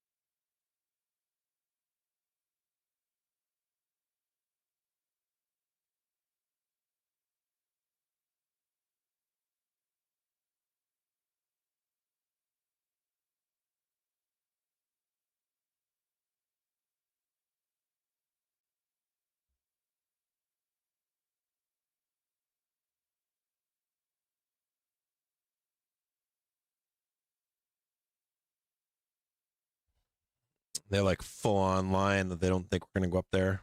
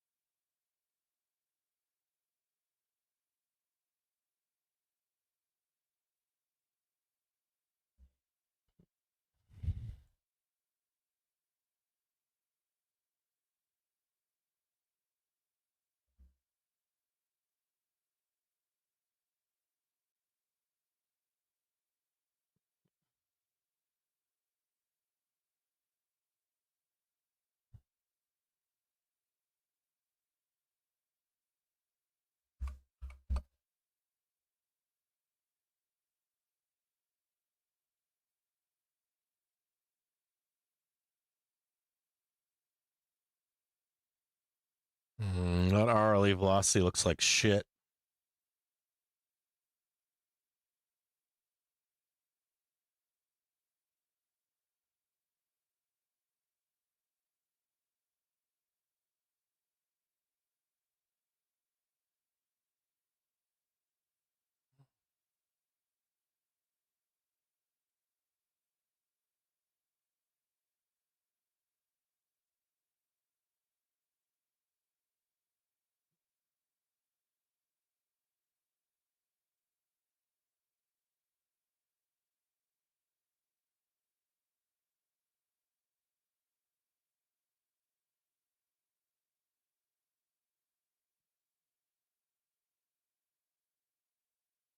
A second here, guys.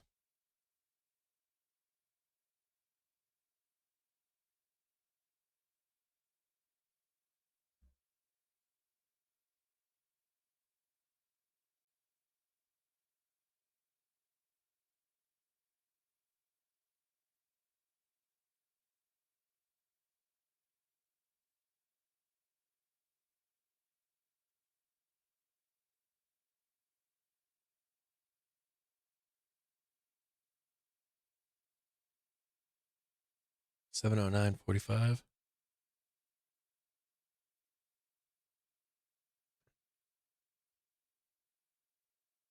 So just catching this from CBS on X. They're saying that Iran's military is more capable than Trump administration is publicly acknowledging.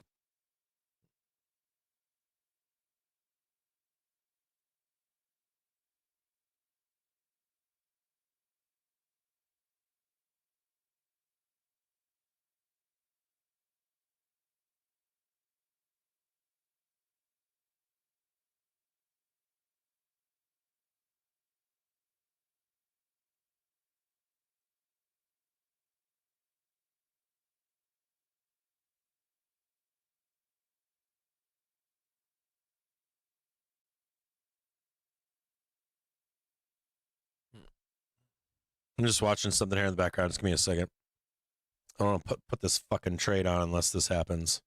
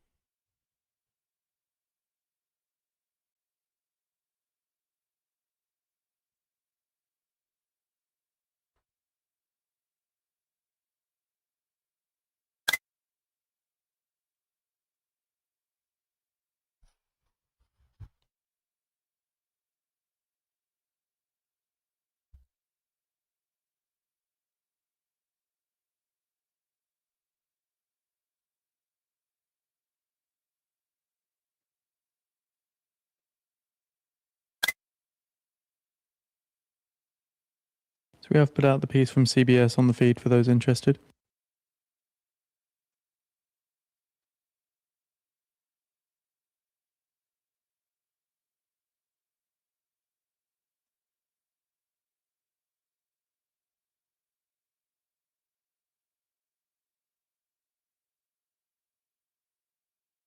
Oh, fuck.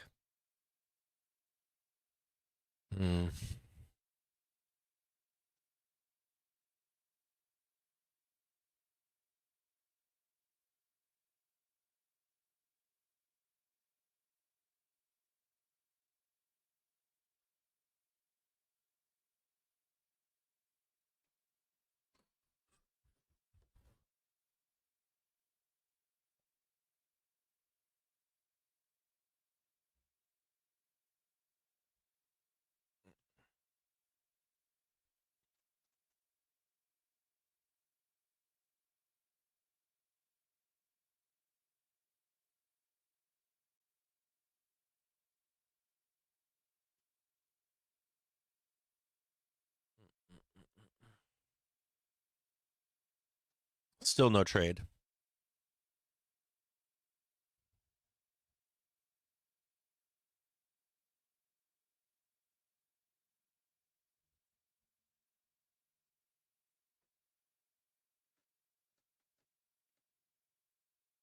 Still pounding, trying to push it down.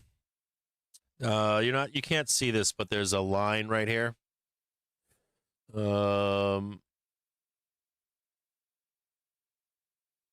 It's like right here somewhere.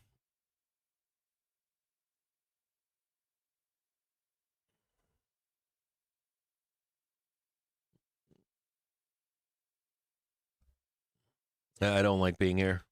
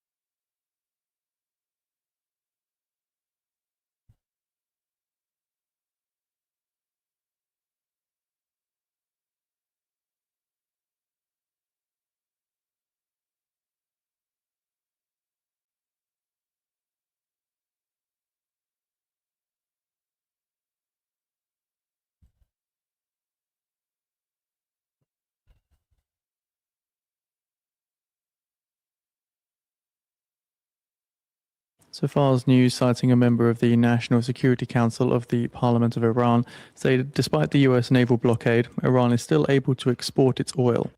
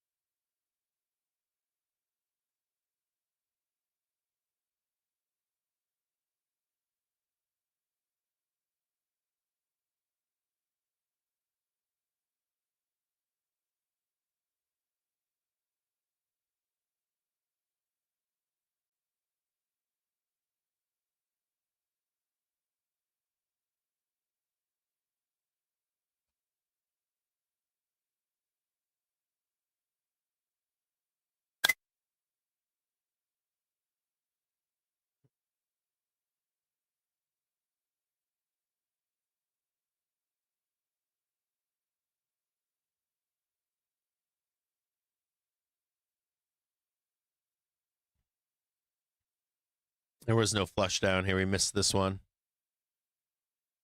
This should have been down here. So a post on X from Senator Graham says, I not only expect this blockade to stay in place until Iran shows a commitment to change their ways, I expect the blockade will be growing and that it could become global soon.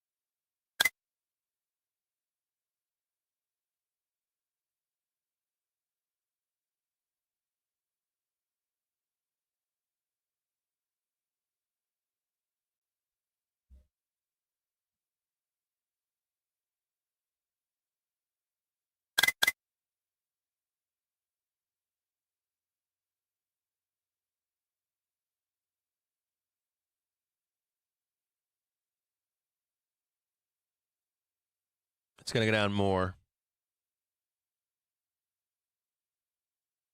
More.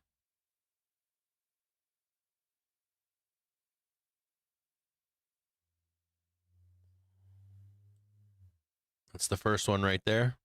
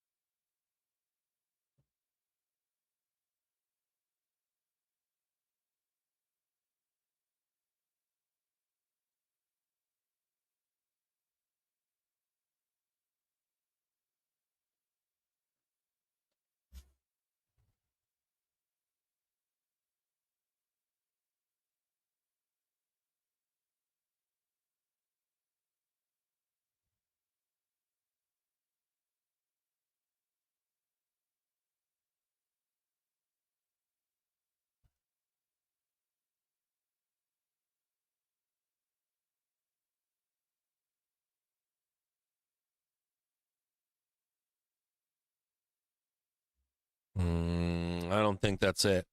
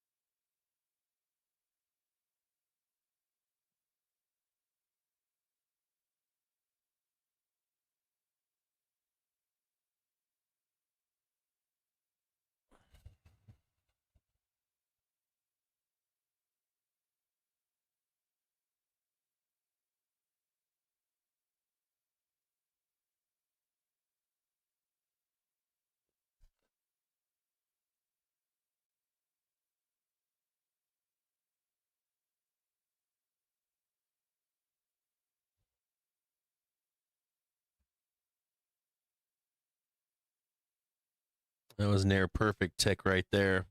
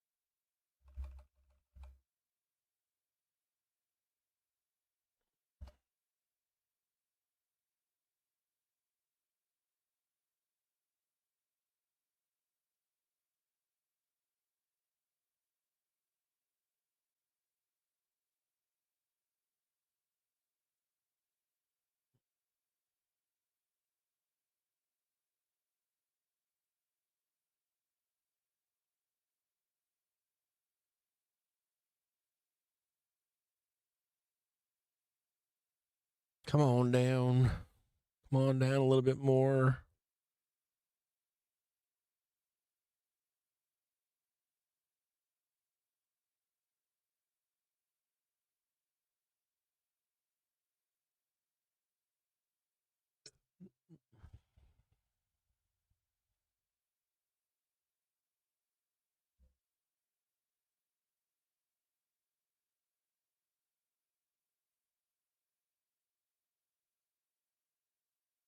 We're so fucking close.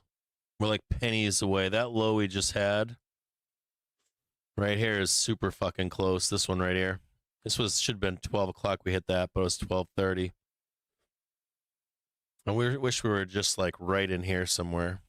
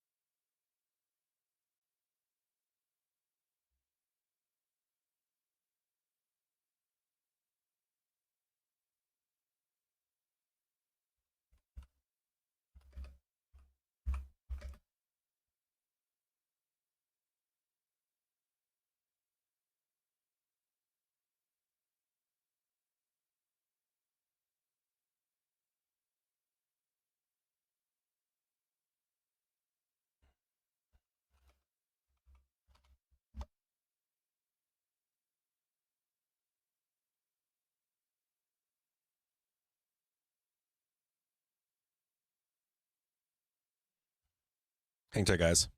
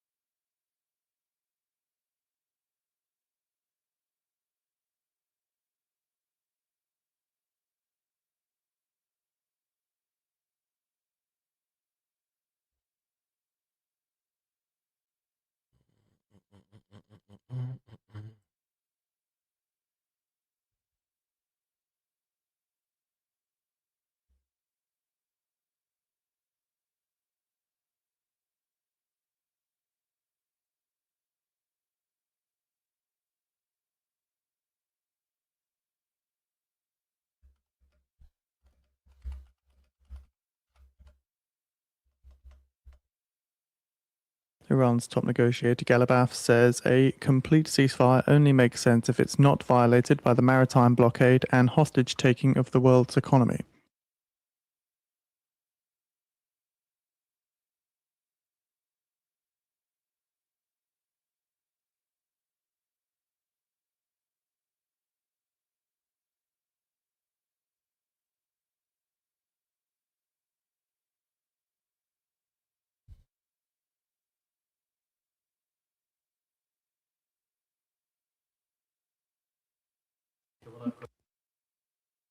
So Iran's top negotiator Ghalibaf, in his full post on X, says that reopening the Strait of Hormuz is impossible with such a flagrant breach of the ceasefire.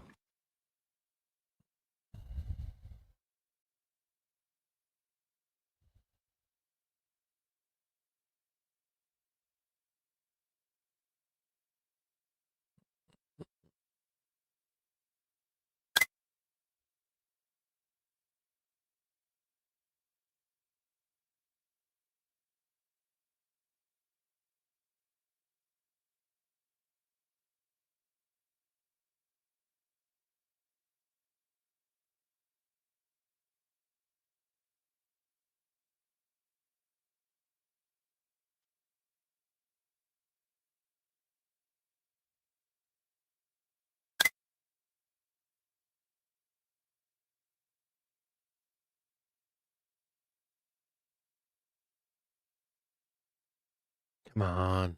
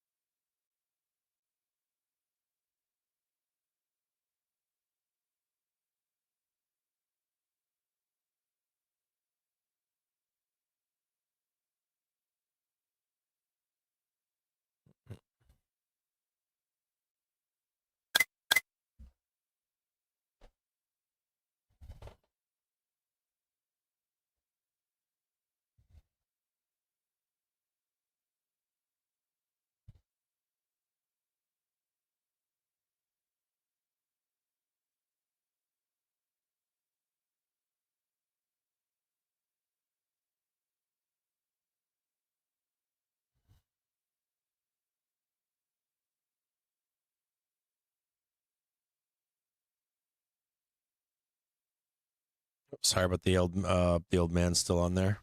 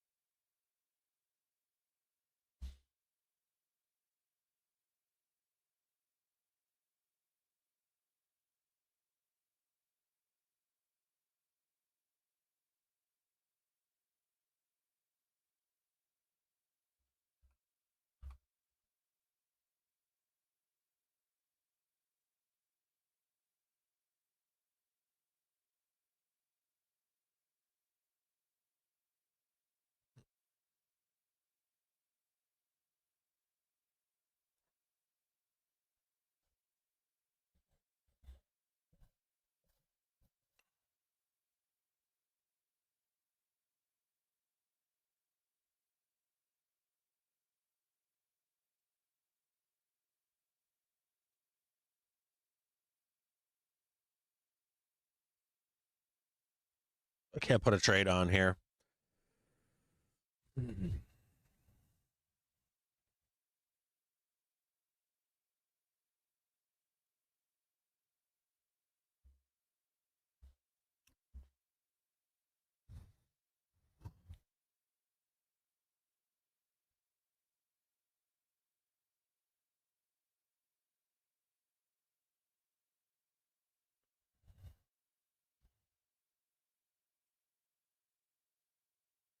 I'm looking at SPY calls for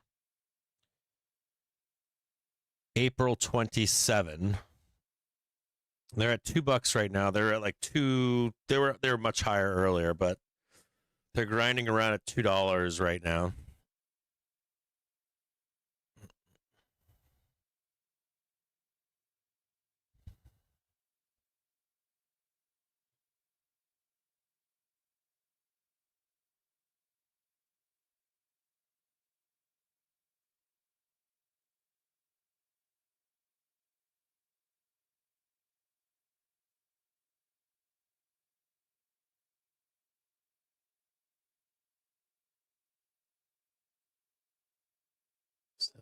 $7,147.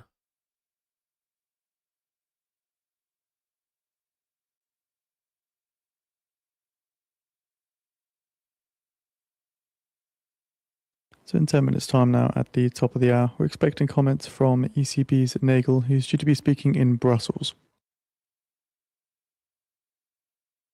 We also do get a US 20-year bond auction. They're selling $13 billion, where the prior high yield was 4.817%. Bid to cover prior was 2.76.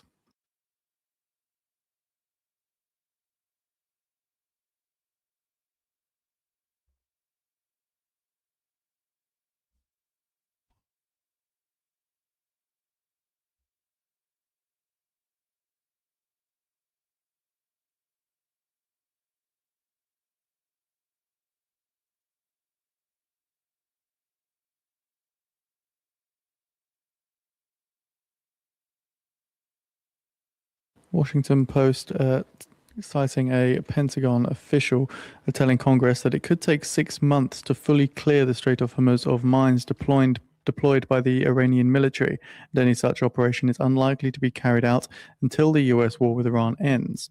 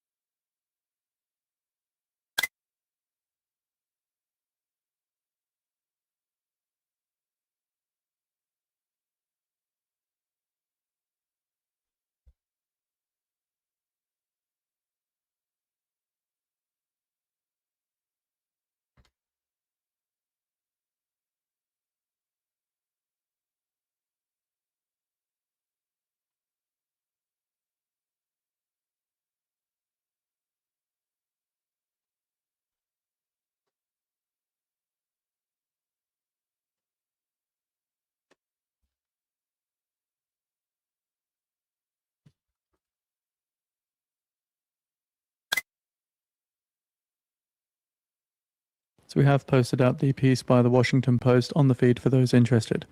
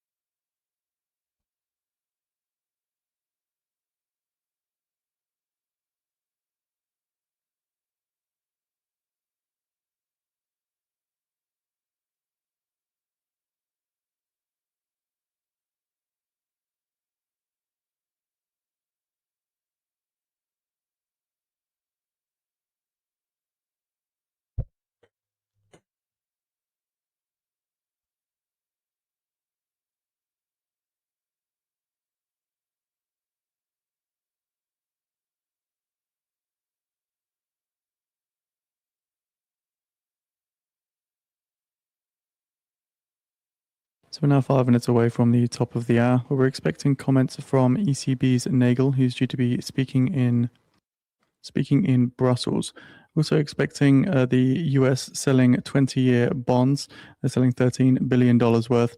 The prior high yield was 4.817%, and the prior bid to cover was 2.76. So with yields slightly higher and the technical backdrop more supportive, JP Morgan strategists see the auction as likely to be digested smoothly. The latest CFTC positioning data also shows that speculators were net short 74.1000 classic bond futures contracts, a possible source of covering demand.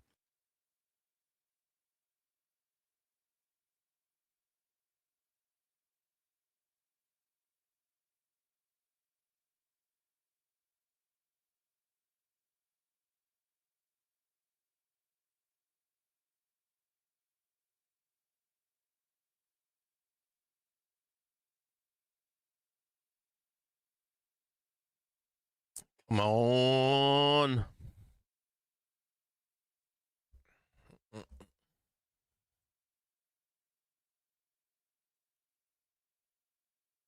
Just waiting for a big fucking candle here to just like pound straight down and straight back up again.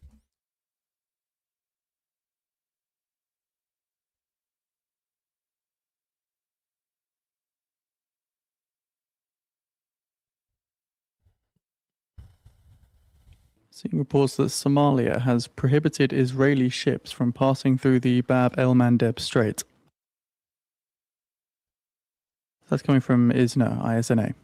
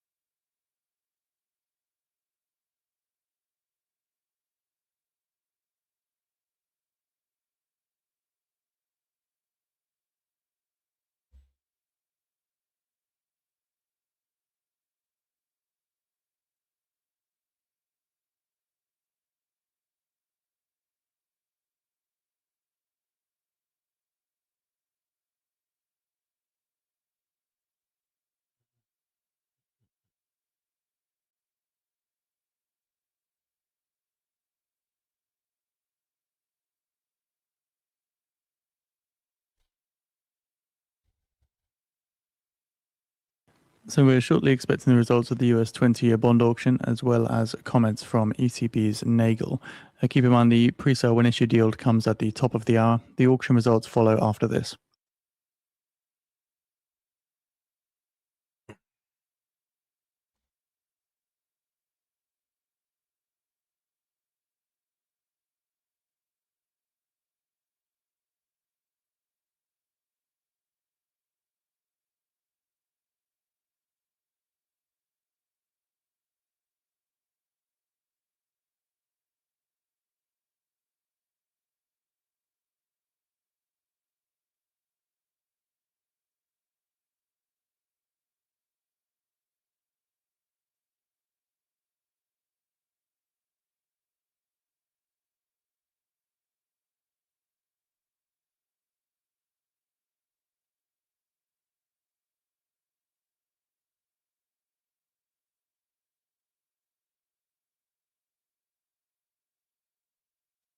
20-year when issued yield 4.892% ahead of the auction.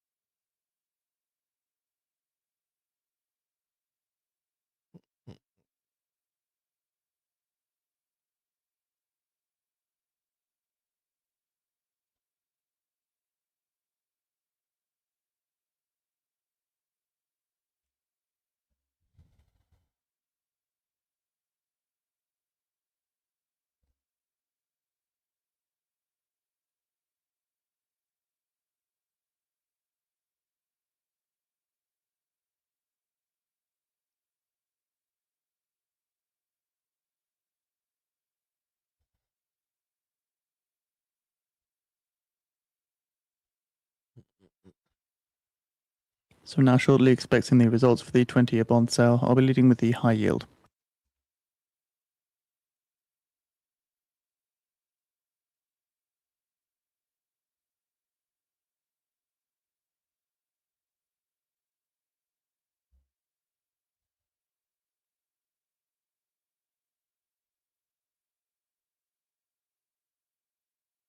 So Trump on Truth Social just saying that he's been informed that the 8 women protesters will not be executed tonight. It says that 4 will be released immediately and 4 will be sentenced to 1 month in prison. So we had said previously that this was a condition to come to the negotiating table for Iran. So it appears that they have followed his lead on that. Just seeing a bit of strength in S&P 500, weakness in WTI oil. Seeing the 20-year bond auction results now, high rate of 4.883%, 4.883%, compared to the pre-sale when issued yield of 4.892%. The bid to cover was a 2.68, 2.68. So the US is selling $13 billion, and they're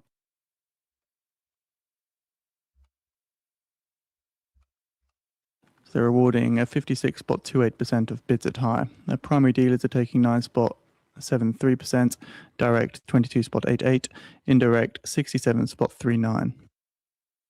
So again, just to repeat that Trump Truth Social post, he says that he's been informed that the 8 women protesters in Iran who are going to be executed tonight will no longer be killed. Again, we mention this because this was previously mentioned by Trump as a condition of Iran coming to the negotiating table. Has led to a bit of weakness in WTI oil, therefore some strength in the S&P as well.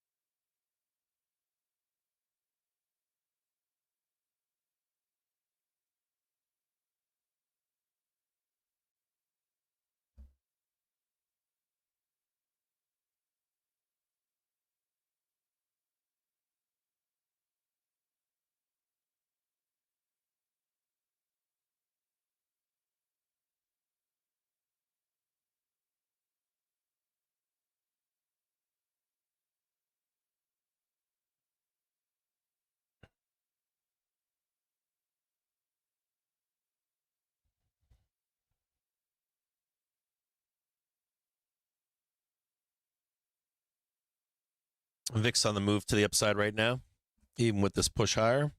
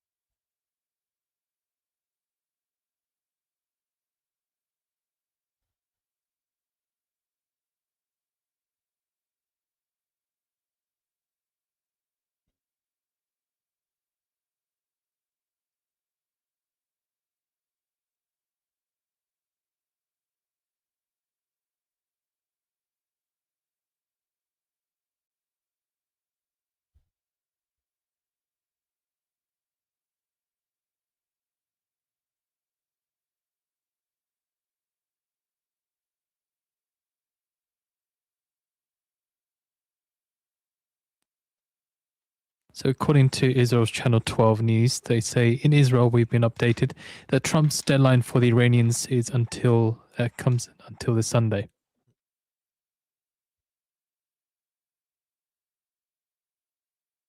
So from N12 News again, they say in Israel updated the deadline set by Trump for the Iranians by next Sunday. So next Sunday is, according to the Israeli news media Channel 12.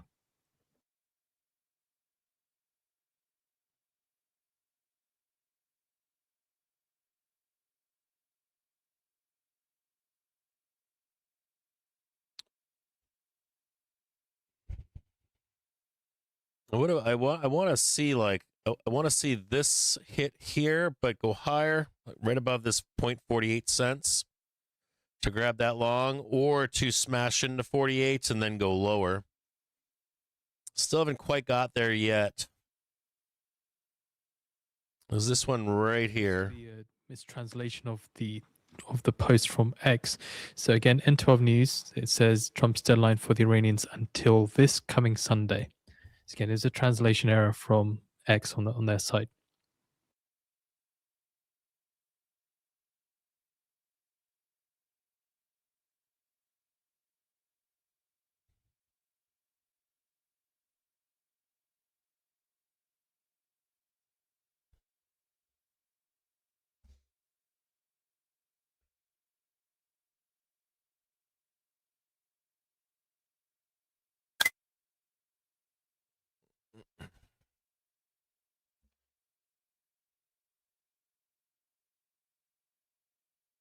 Well, I don't know. I mean, what I want to see was I want to see this get above 48 and go, or slice through to come down here to go. It hasn't done either yet. And this low here is real close.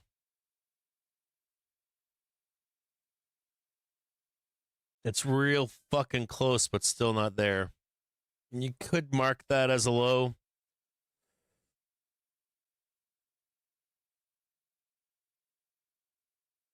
Let's mark this and just see if that's the low.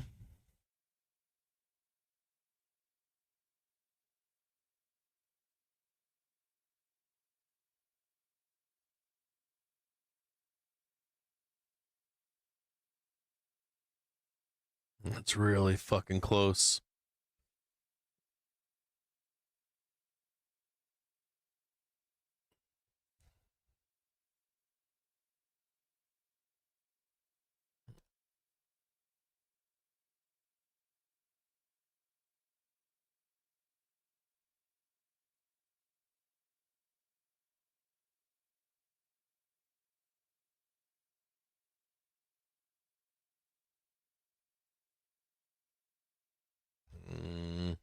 I'm gonna fucking go long. I'm not gonna wait.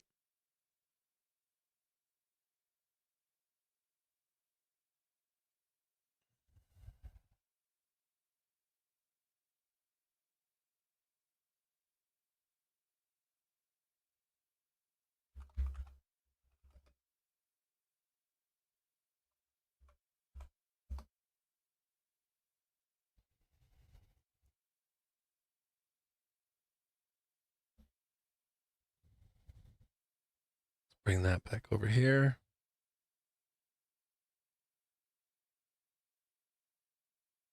That's the same one.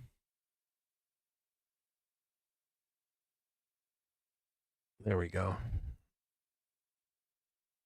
There we go. There we go. There we go. Bit of weakness in the dollar.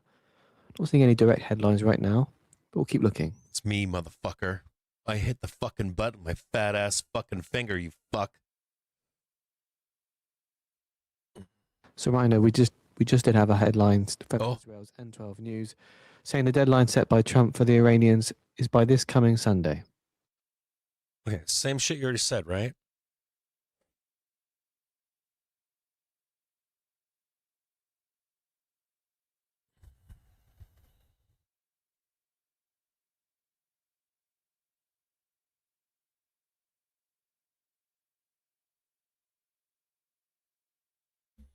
Remember this line right here we need to unlock?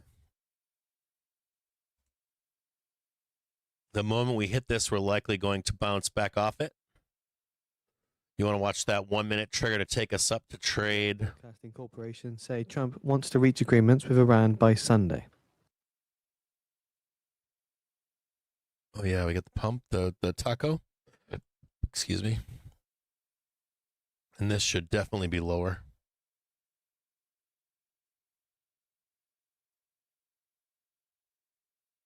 And they're going to come in with a fucking fierce up here. It's not 712, it's like 712. At the close, it changes as the day goes on.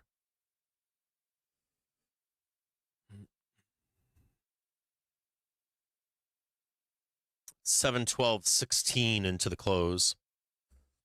So I got a little bit lower, so we could do the exact number up there, but you want to get out before we hit that yellow line.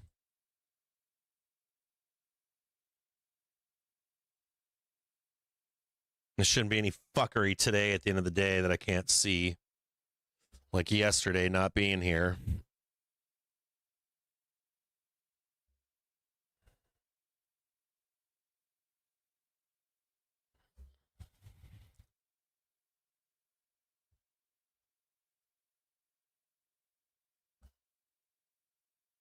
Oh, yeah. US Trade Representative Greer says there may have to be enforcement action on Canada's treatment of US wine and spirits.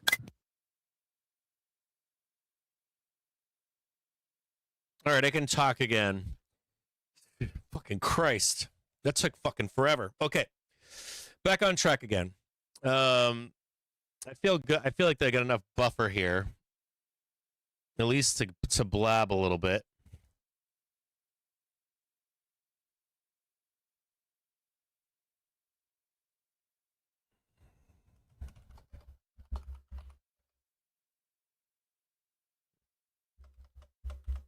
Fuck am I long on?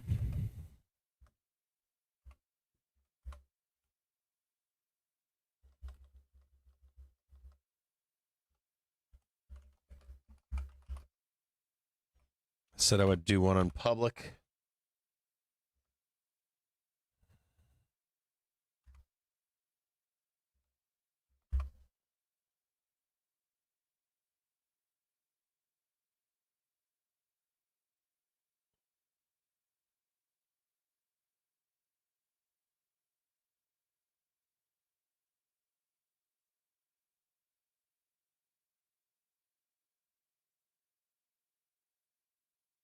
The Nasdaq 100 index extends gains to 1.5%.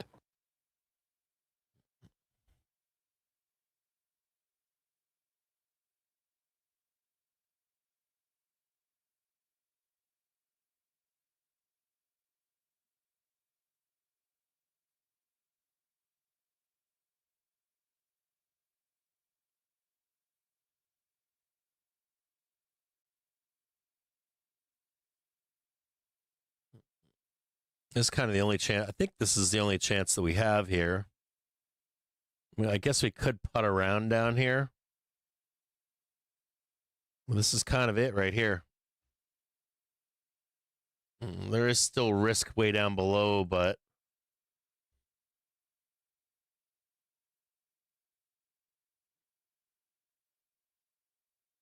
Microsoft. so I'll show you this really quick here. And industry partners. This hourly trigger on SPX is going to likely come up all the way in here.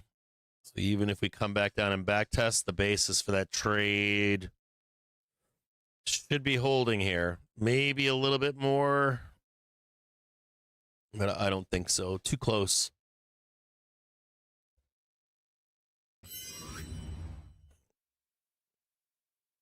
And be looking for what we're going to discuss next, which is not quite crash, but we got to talk about this. So I'm going to read this to you. I'm going to start here. The quote is, "We're in the final innings of systematic support." Now, don't get too crazy when I read that to you. He says we're in the final innings. We're not in the bottom of the ninth. 2 strikes, couple foul balls, with a pitcher throwing 100-mile-an-hour screwballs or anything at the close. The quote is, "We're in the final innings of systematic support for stocks." I believe this is Pravorsky, but I'm not sure. The easy part is behind us. Taco Tuesday came late yesterday, but it still came, and another ceasefire extension prompted equities to sharply retrace yesterday's sell-off. Rich Pravorsky noted that the ceasefire still feels like a term of convenience more than a true resolution, with the U.S. extending the truce, again while keeping the blockade in place. That really gets to the heart of it. It is now pretty clear Trump does not want an actual kinetic escalation. Either we remain stuck in a blockade war where both sides lose slowly, or there is some quieter arrangement to ease the blockade while talks drag on. Incentives are to find a deal. That said, we are almost 2 months into the conflict and still in a familiar no fighting, no peace equilibrium, just with the oil damage lingering in the background. We're going to get to that in a little bit, the oil damage and how much of it is continuing. And I don't think it's as bad as the zeitgeist makes it out to be. It's bad. It's just not as bad as the zeitgeist is making out to be.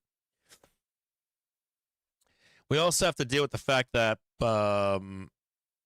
as I was speaking to you earlier about how the market prices in like that major low that we had, and how it looks forward, and how it wants to push off pricing in all of these negotiations falling through, right? So you figure top line, you've got negotiations going on, right? And you got the executive telling you one thing. You've got Iran here, here, and here. They're all telling you 3 different things, 4 different things. You know, the executive is trying to obfuscate, obviously, for military reasoning, right? Negotiating reasons. Polymarket's saying that they still expect, that sentiment is that they expect this to resolve in May. So you've got, is it worse than it was on the lows of the market? Is it getting any worse? And the zeitgeist is saying, yes, it is. Tankers are still not getting through. Trump keeps buying time. All this damage keeps building up. And it is building, but is it as bad as the zeitgeist says it is? And the zeitgeist is getting their information from these 3 sources right here. Now, there's so much information available in the world today that a lot of what both of these groups are saying, these guys, and these guys, there's enough public information that is saying, maybe it's not as bad as it's being portrayed. And then, of course, you get the doomers, and you get the Bob on Main Street, who's citing sources like Axios, citing, I don't know, you fucking pick them, WAPO, fucking New York Times, CNN. I watched a story, one of these fucking bros fair guys put out a big doom piece 2 days ago, which means like the normies are getting it now. And then yesterday, a bunch of people like him started ripping off his content and repackaging it and pushing it out.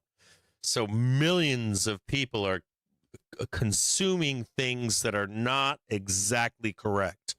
For one, I'll give you one easy one. The Bros Fairs talking about the damage done in the 1973 oil crisis. And there's no way that you can compare the two. They're just incomparable. Then and now is not the same. But if you go through and listen to what a lot of these guys are saying, it's like, that's not true. That's not even near true. And then they're not giving you the when does the Fed step in, the Treasury step in, all this other fucking shit that they don't even want to consider. So Pravorsky says, and Polymarket's got this being resolved, even if there's damage done. But how bad is the damage? And the zeitgeist is always wrong. And especially with all of these negotiations going on, there's still some oil getting through, likely more than you think. We'll get into that more in depth here in a minute. But now oil, there's still a real debate inside the oil complex, as I've been discussing with you now. One camp argues that the curtailment is so severe, especially in refined products, that each additional week becomes disproportionately more disruptive. So ceasefires tend not to help, right, in this situation. That you cannot simply put the toothpaste back in the tube on any reasonable timeline. The other side argues that once there is a deal, sanctions relief in incremental barrels come back, meaning the pain is acute but fundamentally temporary. And we can always deal with any of the after effects in seasonal weakness, right? Nice, tidy bow. You ever notice how we go through seasonal weakness and oftentimes you'll see all this big negative story build up, and by the time you come into it, it's all neat package? Like end of the year, we're like wrapping up all this volatility. We end the year and all of the doom is all of a sudden wrapped up. Pravorsky says equity markets are very clearly siding with the latter view in looking through the risk of structural consumer damage. And there's more to this too. And I told you this, I think, on Monday, and I've said it in the past multiple times. What are they looking forward through to? Like, what is the market looking forward to? If we're looking past, we've priced all this first part in. We're going to wait to price in the second part. What are we looking forward to? Could take place in the next few days. You all know it, right? It's the AI build-out. It's the AI build-out. And we're going to fucking build out the AI shit until war breaks out with China or it's proven fraudulent. And that is what the market is looking forward to. The market is driving on to continue with the build-out of AI. On micro, Pravorsky has to say in this, the software debate. Adobe authorized $25 billion in buybacks spread through 2030. That is a huge headline number and a meaningful chunk of the company's market cap. Strong signal to the markets, but awkward to spread over a long duration that far out, when the market is actively questioning the terminal value of the franchise. Still, the authorization is real and clearly meant as a confidence marker. Software has been rebounding aggressively off the lows. Numbers will be good, but in this market, numbers are good everywhere for Q1. Also note that Q2 and Q3 are expected to be banners this year. So right now, or when we get into the reports of Q2 and Q3, that will be, of course, delayed, right? That carries us into the end of the year. COF was interesting overnight, too. The miss was small, but more notable takeaway was the degree of caution in the outlook. They could still bring the United States and Iran back to the negotiating table even after Iran's siege. But you guys like being long with me on the show? You guys been waiting 2 days? Did I put the thirst trap on you? You guys can't trade with me sitting here with you? Iran's ambassador on Wednesday. One Pakistan official who was briefed on talks said a second round of negotiations could happen within the next few days.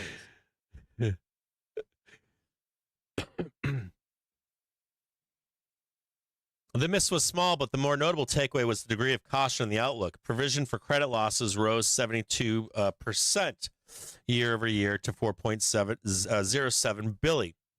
And Rich Fairbank explicitly pointed to the Middle East conflict as a cloud over the consumer.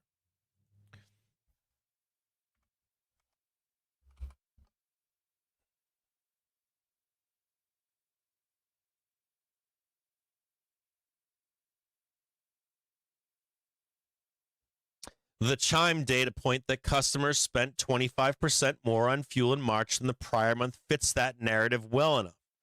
No great surprise there. Then you had some uglier cyclical sensitive reads. Now, take what Pravorsky's saying here with a grain of salt. You're looking at something like Chime, which companies like Chime are great for startups. But a lot of Chime users also have bad credit, either because they're doing a startup, nobody trusts them with their ask, right?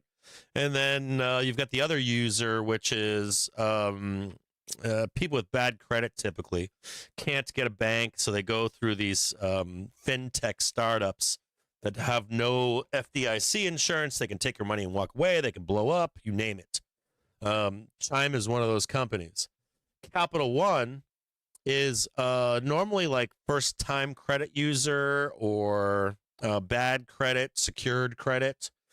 So those two companies' guides that are iffy are for the bottom of the K-shaped economy, right?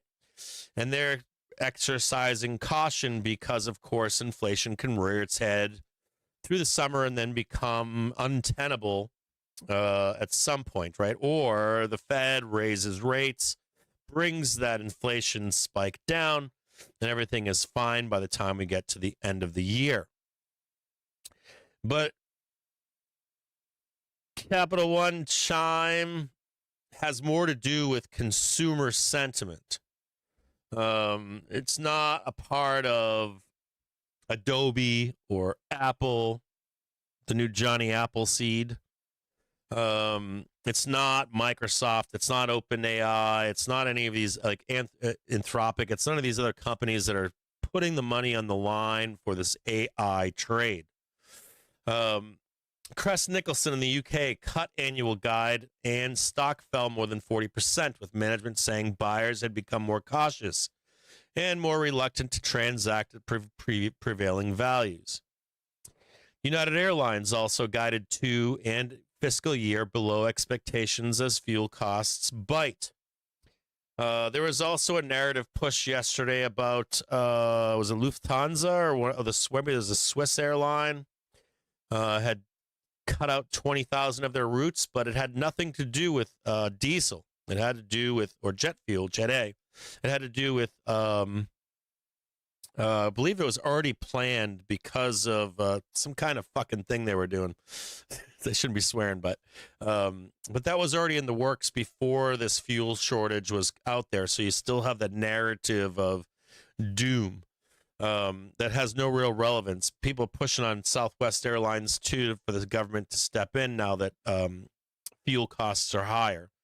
Likely already in play. That negotiation with the federal government was probably already spoken about before this Iran stuff. On the plus side, ABB massive order beats, which has positive read to electrification data center build-out, plus ASM Q1 beat, and raise will lend support to the hardware bulls. This is me, right? I'm the bull on the AI bubble's not done yet. Gold price action is curious. The correlation with risk assets seems to have picked up, which at first glance looks odd. Some will argue that the market is pricing in a more balance sheet focused under wash. I am less persuaded by that. You got to remember that Pravorsky does not like gold. He looks at gold like I do. Fox report saying USS George H.W. Bush aircraft carrier strike group expected to arrive in the Middle East in 3 to 5 days. It's probably already fucking there. It's just tooling around right now, making sure people are going to kill each other, or shoot each other with friendly fire. He goes on to say, some will argue the market is pricing a more balance sheet focused under wash. I am less persuaded by that. It may simply be that parts of the Middle East and the EM complex are under enough dollar funding strain that selling some gold from the piggy bank if the conflict drags on. I'll read that to you again. It may simply be that parts of the Middle East and the emerging market complex are under enough dollar funding strain that selling some gold from the piggy bank if the conflict drags on.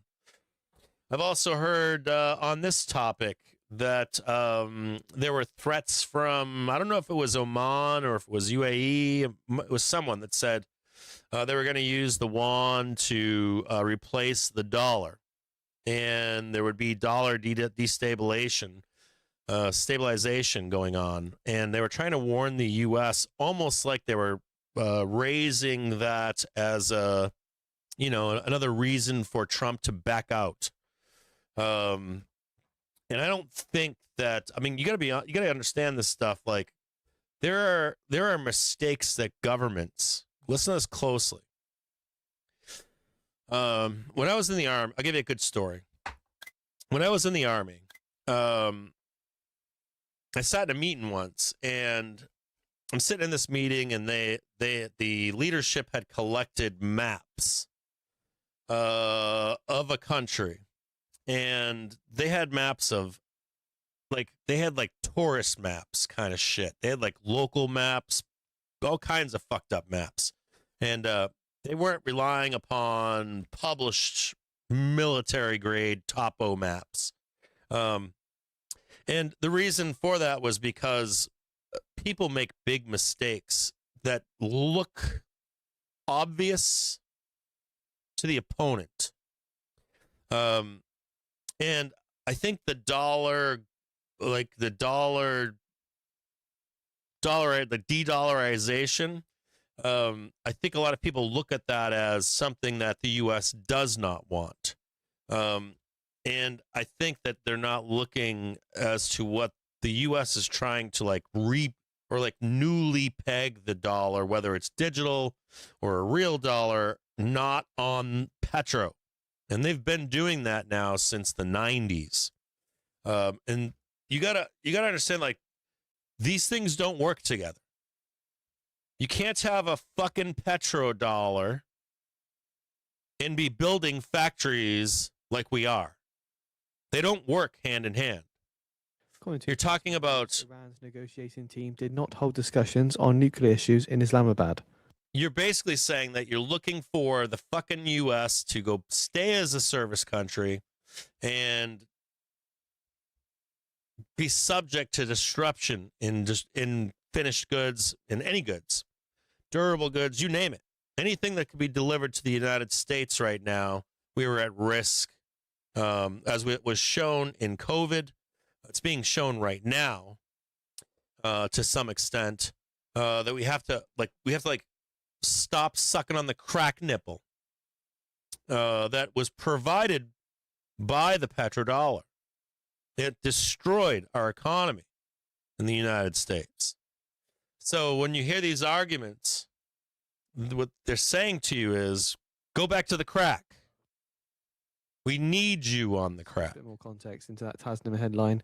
That was about the first round of negotiations that have already taken place with Iran's negotiating team that didn't hold talks on nuclear issues in Islamabad. He goes on to say, I still do not think this turns me into a structural dollar bull. And I still think buying dips in gold makes sense. Now, I want you to know that Rich Pravorsky is not a dollar guy or a gold guy. He does not think it's a store of value either. I want you to know, from me and my perspective on gold, is that if you overlay it on SPY or SPX, be the better overlay. But if you overlay gold, what it tends to do is you'll see SPUs go up like that per se. And you'll see gold. Anybody out there is old like me? Gold will fucking do this. And then it gets up here. And then SPUs continues on and gold does this. Yeah. Just like that. So if Pravorsky is telling you to buy dips on gold, I think ultimately he sees the market going up. Gold will reach it. It's just a matter of time. And for me, at least, I'm not willing to wait for gold to catch up. I'll give you an example here. I want to show you something here. If you're a gold, not if you're a gold bug, but if you're not a gold bug, I want to show you something. If you get trapped in becoming a gold bug or a metal bug, I want to show you something here.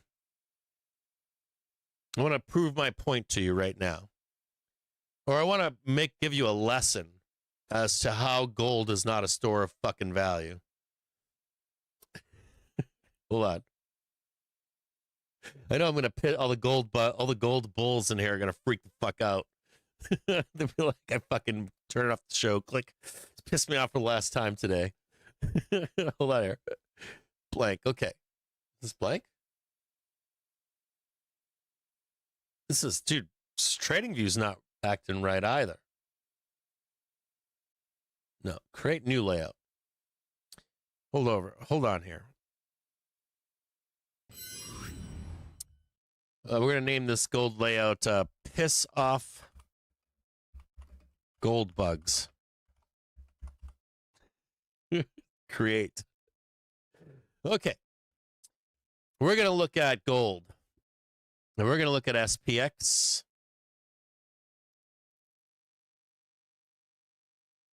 Try to keep this easy. Fuck volume. I don't care about it. I do, but it's like third tier. Here's SPX. We're going to overlay gold. AUX or something, right?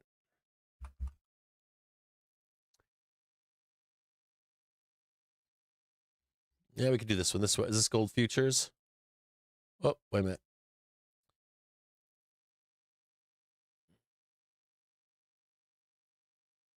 You know, I want to show you guys something here. Oh, am I doing that? Nope. Nope, not like that. Hold on here.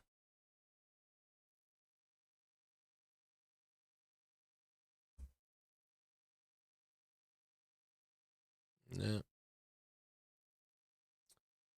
Oh, boy. Hold on here. No, I don't want green. No, I don't want any of that.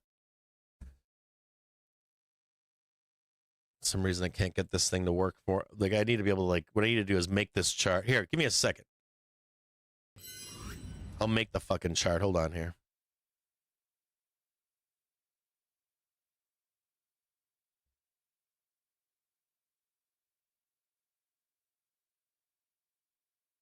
There we go.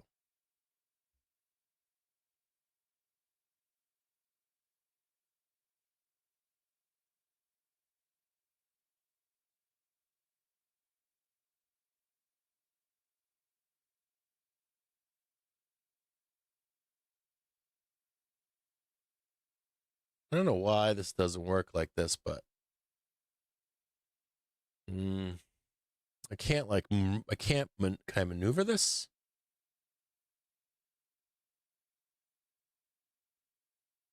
Oh, sweet. Can I bring that down maybe?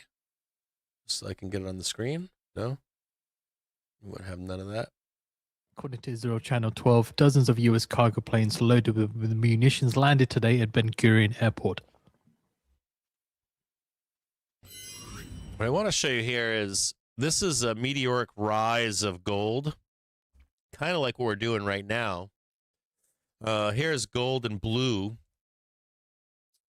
And then this happened. Now, did it catch up? Yes, it always catches up. But when we're in these meteoric rises in gold, you know, I'm not saying that we're right here, right now at this moment. But oftentimes you'll see the market run away and you get trapped in gold. Now, does it eventually pay off? Yes. It does eventually match S&P 500.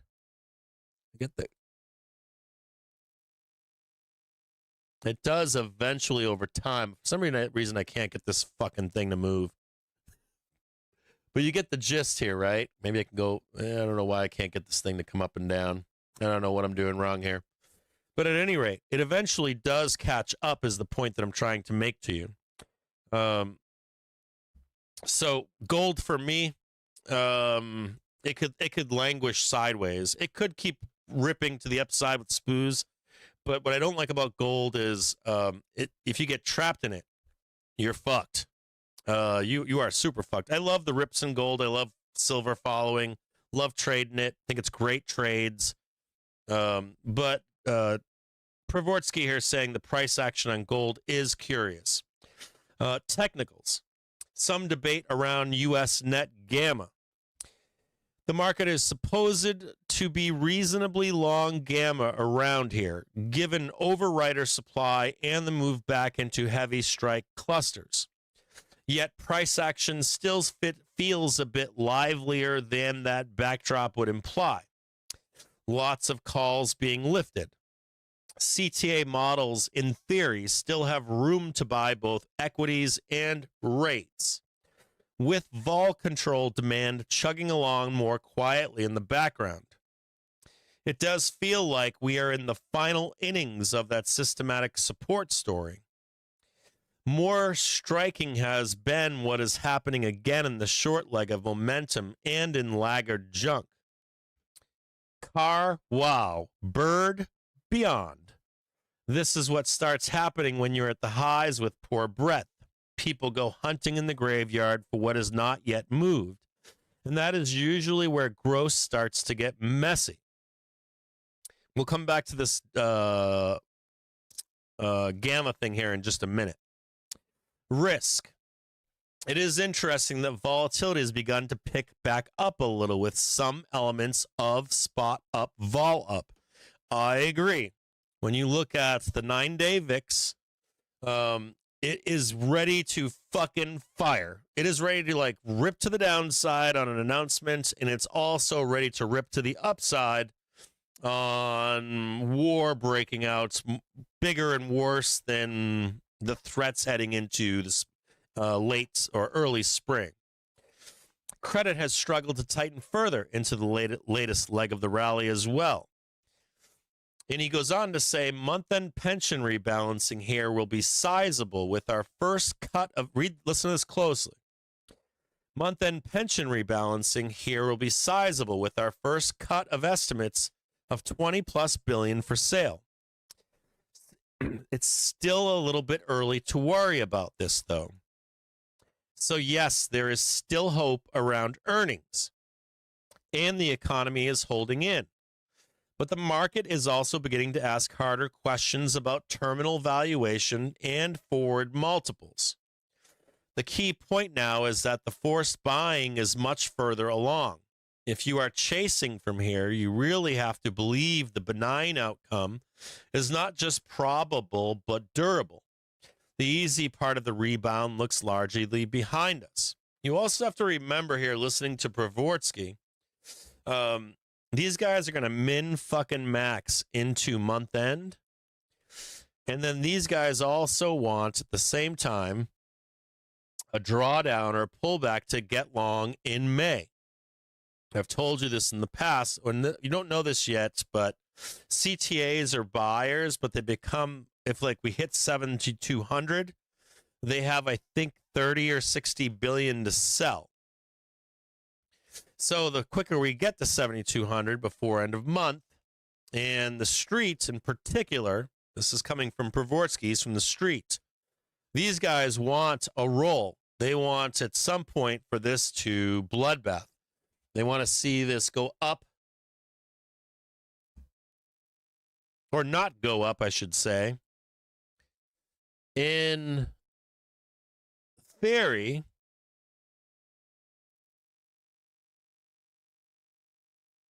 this is SPX Gamma. This has topped. And they want this to go down, probably down there. If it was me and that was them, I'd say, I want it as deep as I can get it for the beginning of May. The deeper I can get it. And I'll create anything either by non-participation or by telling you all the doom or telling you, I don't know, fucking Momo is no longer good. There's doom with this and there's doom with that. Meanwhile, you're coming into month end and everybody's trying to party service members injured in the and hit this. And the street doesn't want two things. They don't want you going up here. They definitely don't want you poking your head up here. And they definitely, even if you do, they want you to come back. They don't want you to be back up here, back testing all this 700 and holding all this up into May. The streets, I'll say it again, this fucking street hates buying highs on any new month. In particular, the shoulder seasons. A good case in point was last October was the first October that was green in decades. Normally in October, the street is buying a low at the end of October, and they got a big giant slap in the face. They were pissed last fall when that took place. They raged that took place. So they don't want that same situation as we come into this month. They don't be buying dips and chasing this and letting it start squeezing, going higher, going vertical, and chasing the fucking market to the upside. Hold on here, I gotta watch this again. So you're gonna get no help from, my point here is that you're not gonna get any help from the street. Hedge funds likely are chasing this, but the street doesn't want to. You gotta remember the street, like, they're selling products. They want to be in a range. They don't like this wacky shit going way up, way down. If you're gonna do it once or twice a year at most.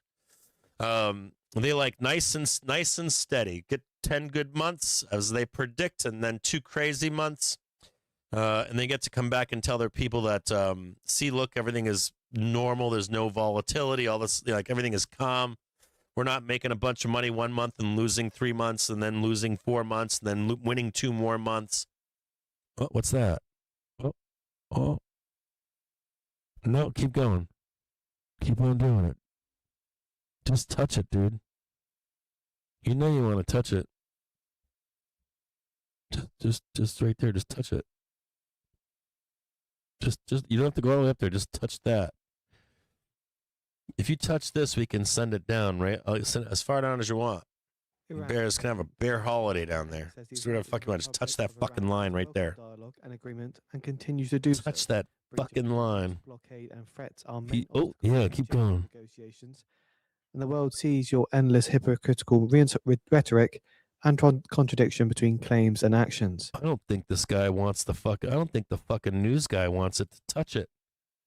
Just touch 710.76 to a penny. That's all you need to do.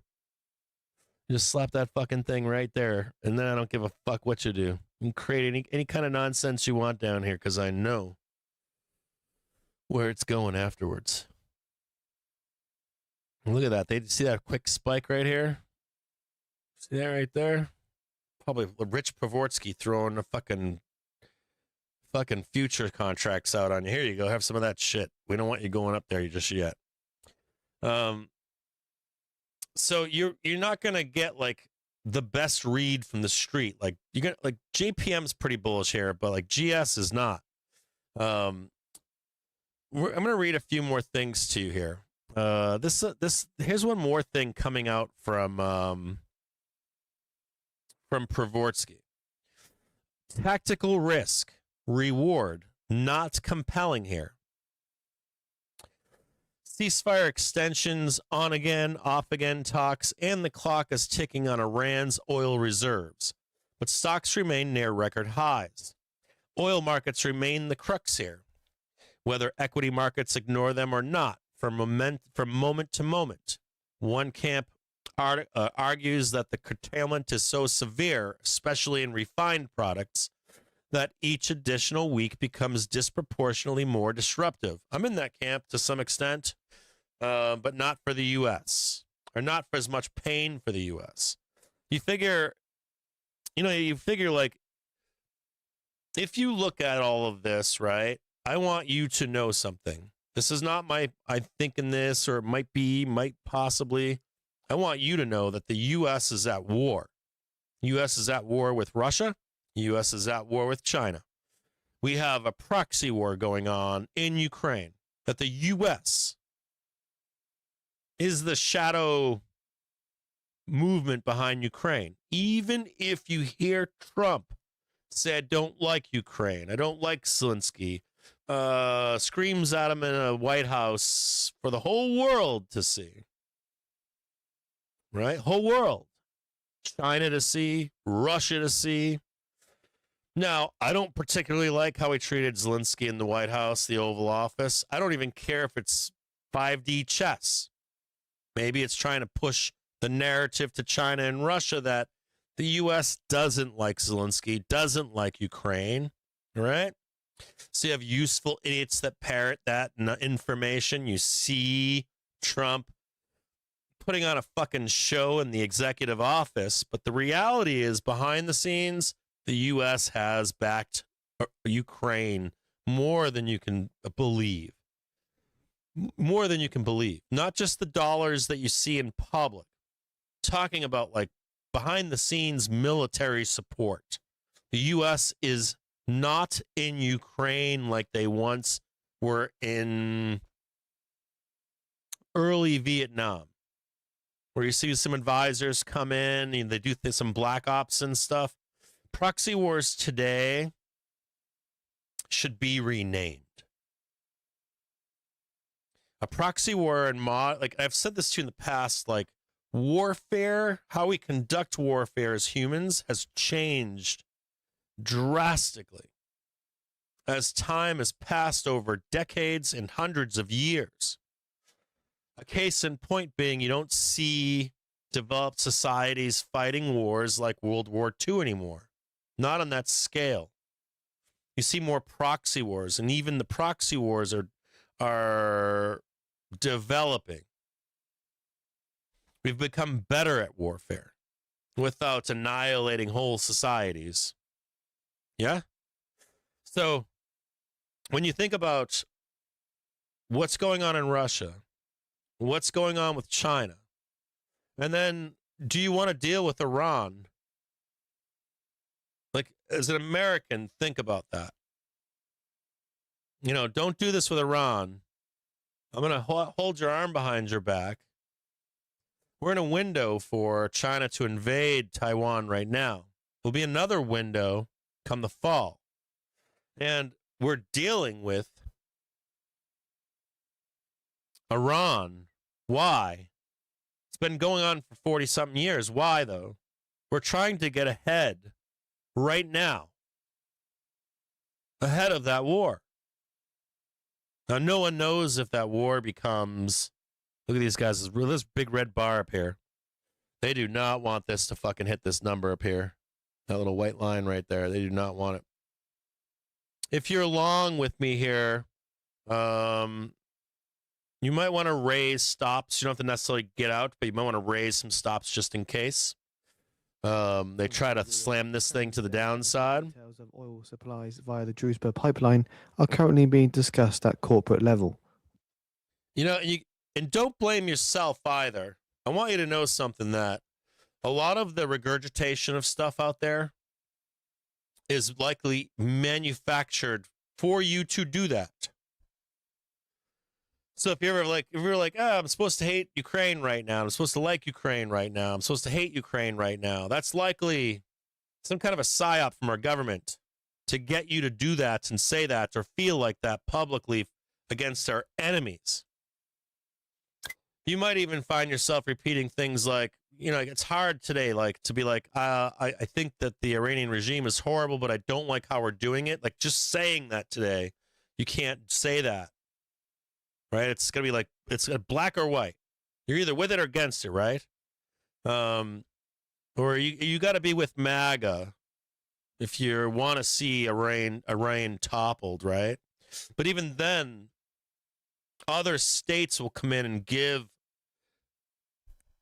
bullshit information to regurgitate, to like hurt the U.S. That's why you see Trump come out and say things. He had some erratic shit he said the other couple days ago. A lot of talking points that are likely from our enemies. And we're all guilty of it. So it's not like it's nothing bad. It's just, it's how things are. When I was in the Army, I told you that like things would be happening.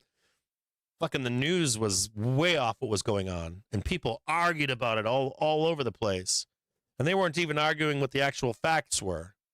It's very bizarre when you go become a civilian. You're like, come back into the civilian world and you watch CNN and you go, this is all bullshit.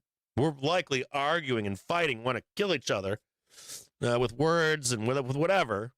You know, I don't like my uncle because he's for this and he's against that. But in reality, what they're arguing about likely isn't even the truth. So we're just arguing bullshit, right? To further other things. So when you think about people in countries making mistakes, that could be happening here.